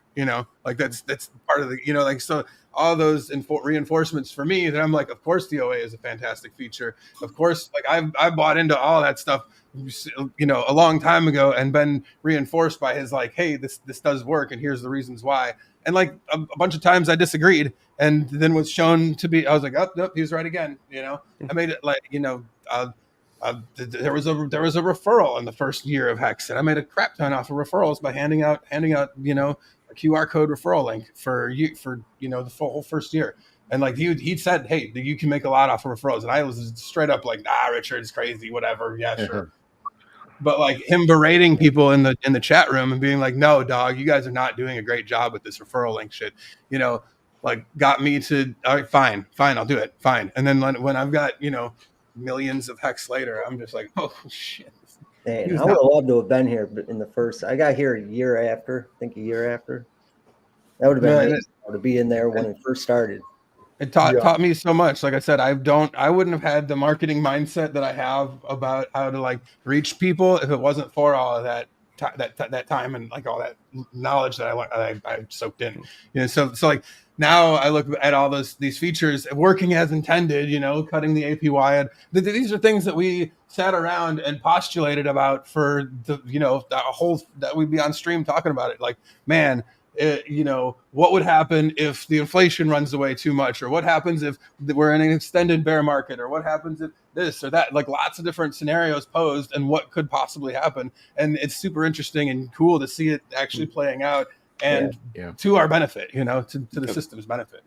Yeah, I think OA good. I don't think he's ever going to burn the coins. I think that the control is it's there for a reason. It's literally a feature. I think it's like a monetary policy feature. So I think. And in 2020, we were, you know, right to be skeptical because it seemed, you know, how is this possible that a guy could be benevolent when every other founder behaves differently? But now we have a 5.5-year track record. So there's almost no excuses anymore. Like you've 5.55 years, 5.55. Yeah.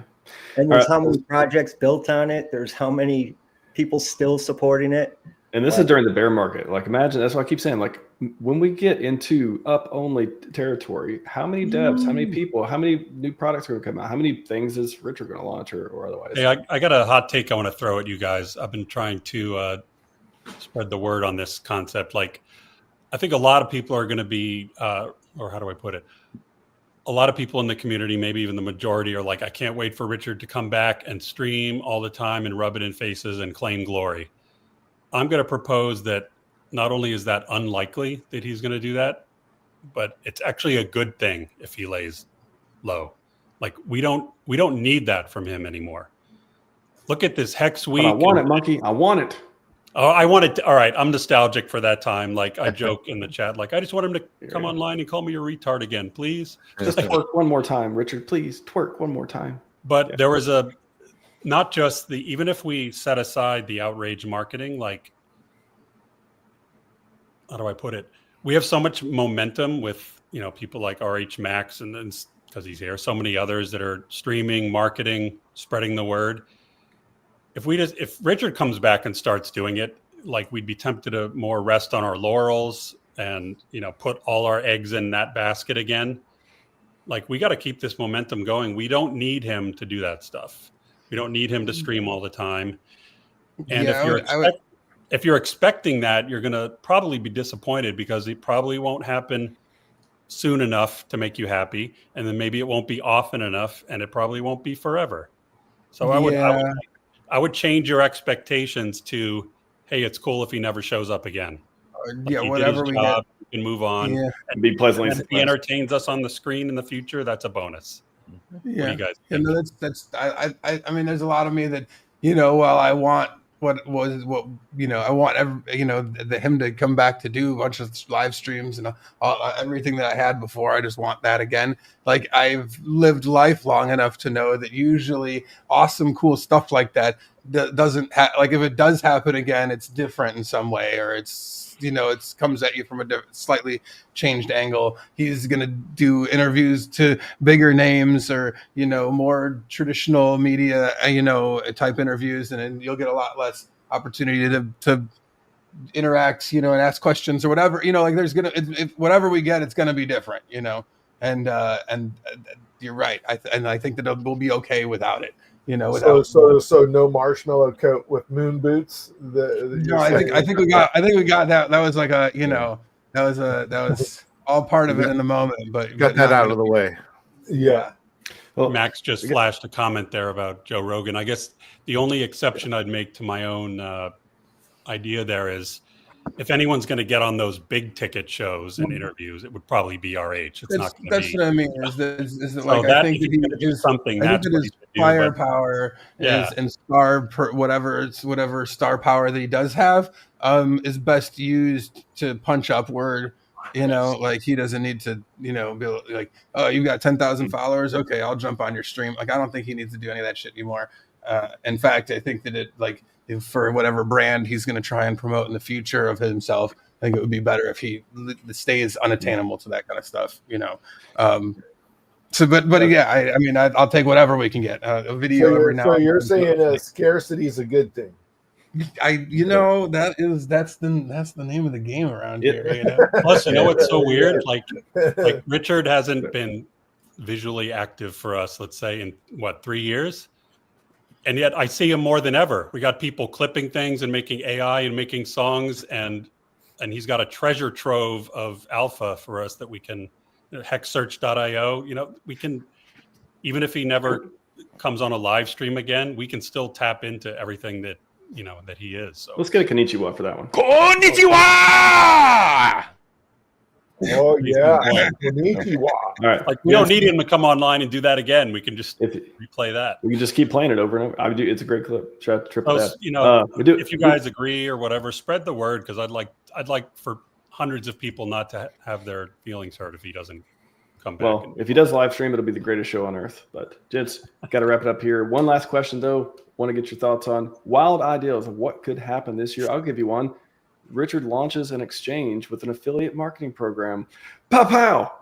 Ooh, now that would be neat. That would be neat. It would really put all these KOLs. Perfect example of better use of his time than just coming on stream for 3 hours a day. You know, he's always talking about opening his own exchange. It was in the blueprints early. Yep. Can't wait to show my leverage trading marketing link. Leverage. Do you think that the voting attributes of either PulseX or Inc. will be turned on to influence that said exchange? Interesting. Earn Inc. through the affiliate program. There. Why not? That's what's so interesting, man. It's like anything can be turned on at any moment. Like a tweet could come out tomorrow. Hey guys, PulseX DAO is up. Go vote. Go put some pools up. That would make Fast Abdul very, very happy. Hey guys, we've launched PulseX on Solana. Go download your. Yeah, maybe not. I mean, so my prediction is going to be really basic, right? It's going to be the marketing.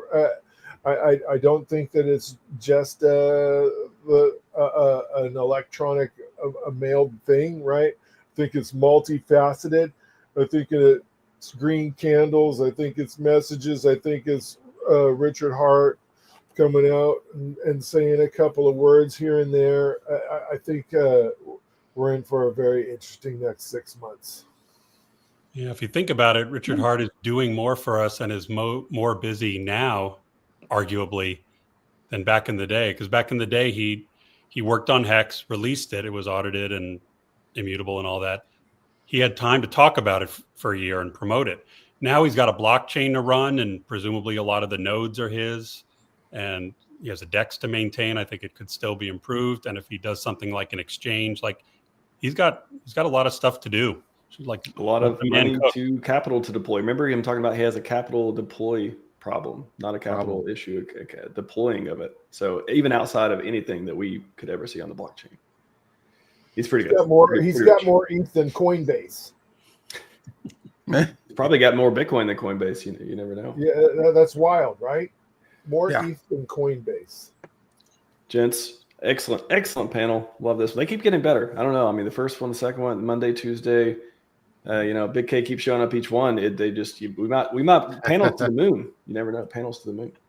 But that is all we got for you today. Thank you very much for showing up. We're back tomorrow for 7 hours. We're gonna do it again. We're gonna do it live. We're gonna keep doing it live for 2 more days. It's gonna be great. You're awesome, buddy. Thank you for putting this together, inviting everybody. You're doing great work. Yeah, thanks, man. Yes, much appreciated. I already signed up for it. I got to keep going now. Ain't no escape now. We gotta go. We're gonna take it to the moon. All right, gents. Scivive 5555 and rockets up. Let's go.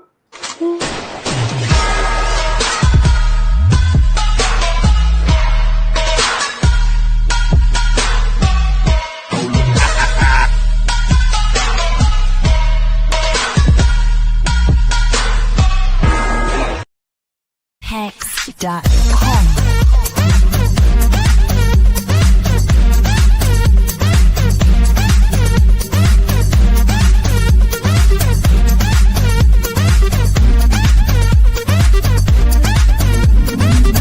This is HEX. This is HEX. Yeah. This is HEX. This is HEX. Yeah. This is HEX. This is HEX. Yeah. This is HEX.com.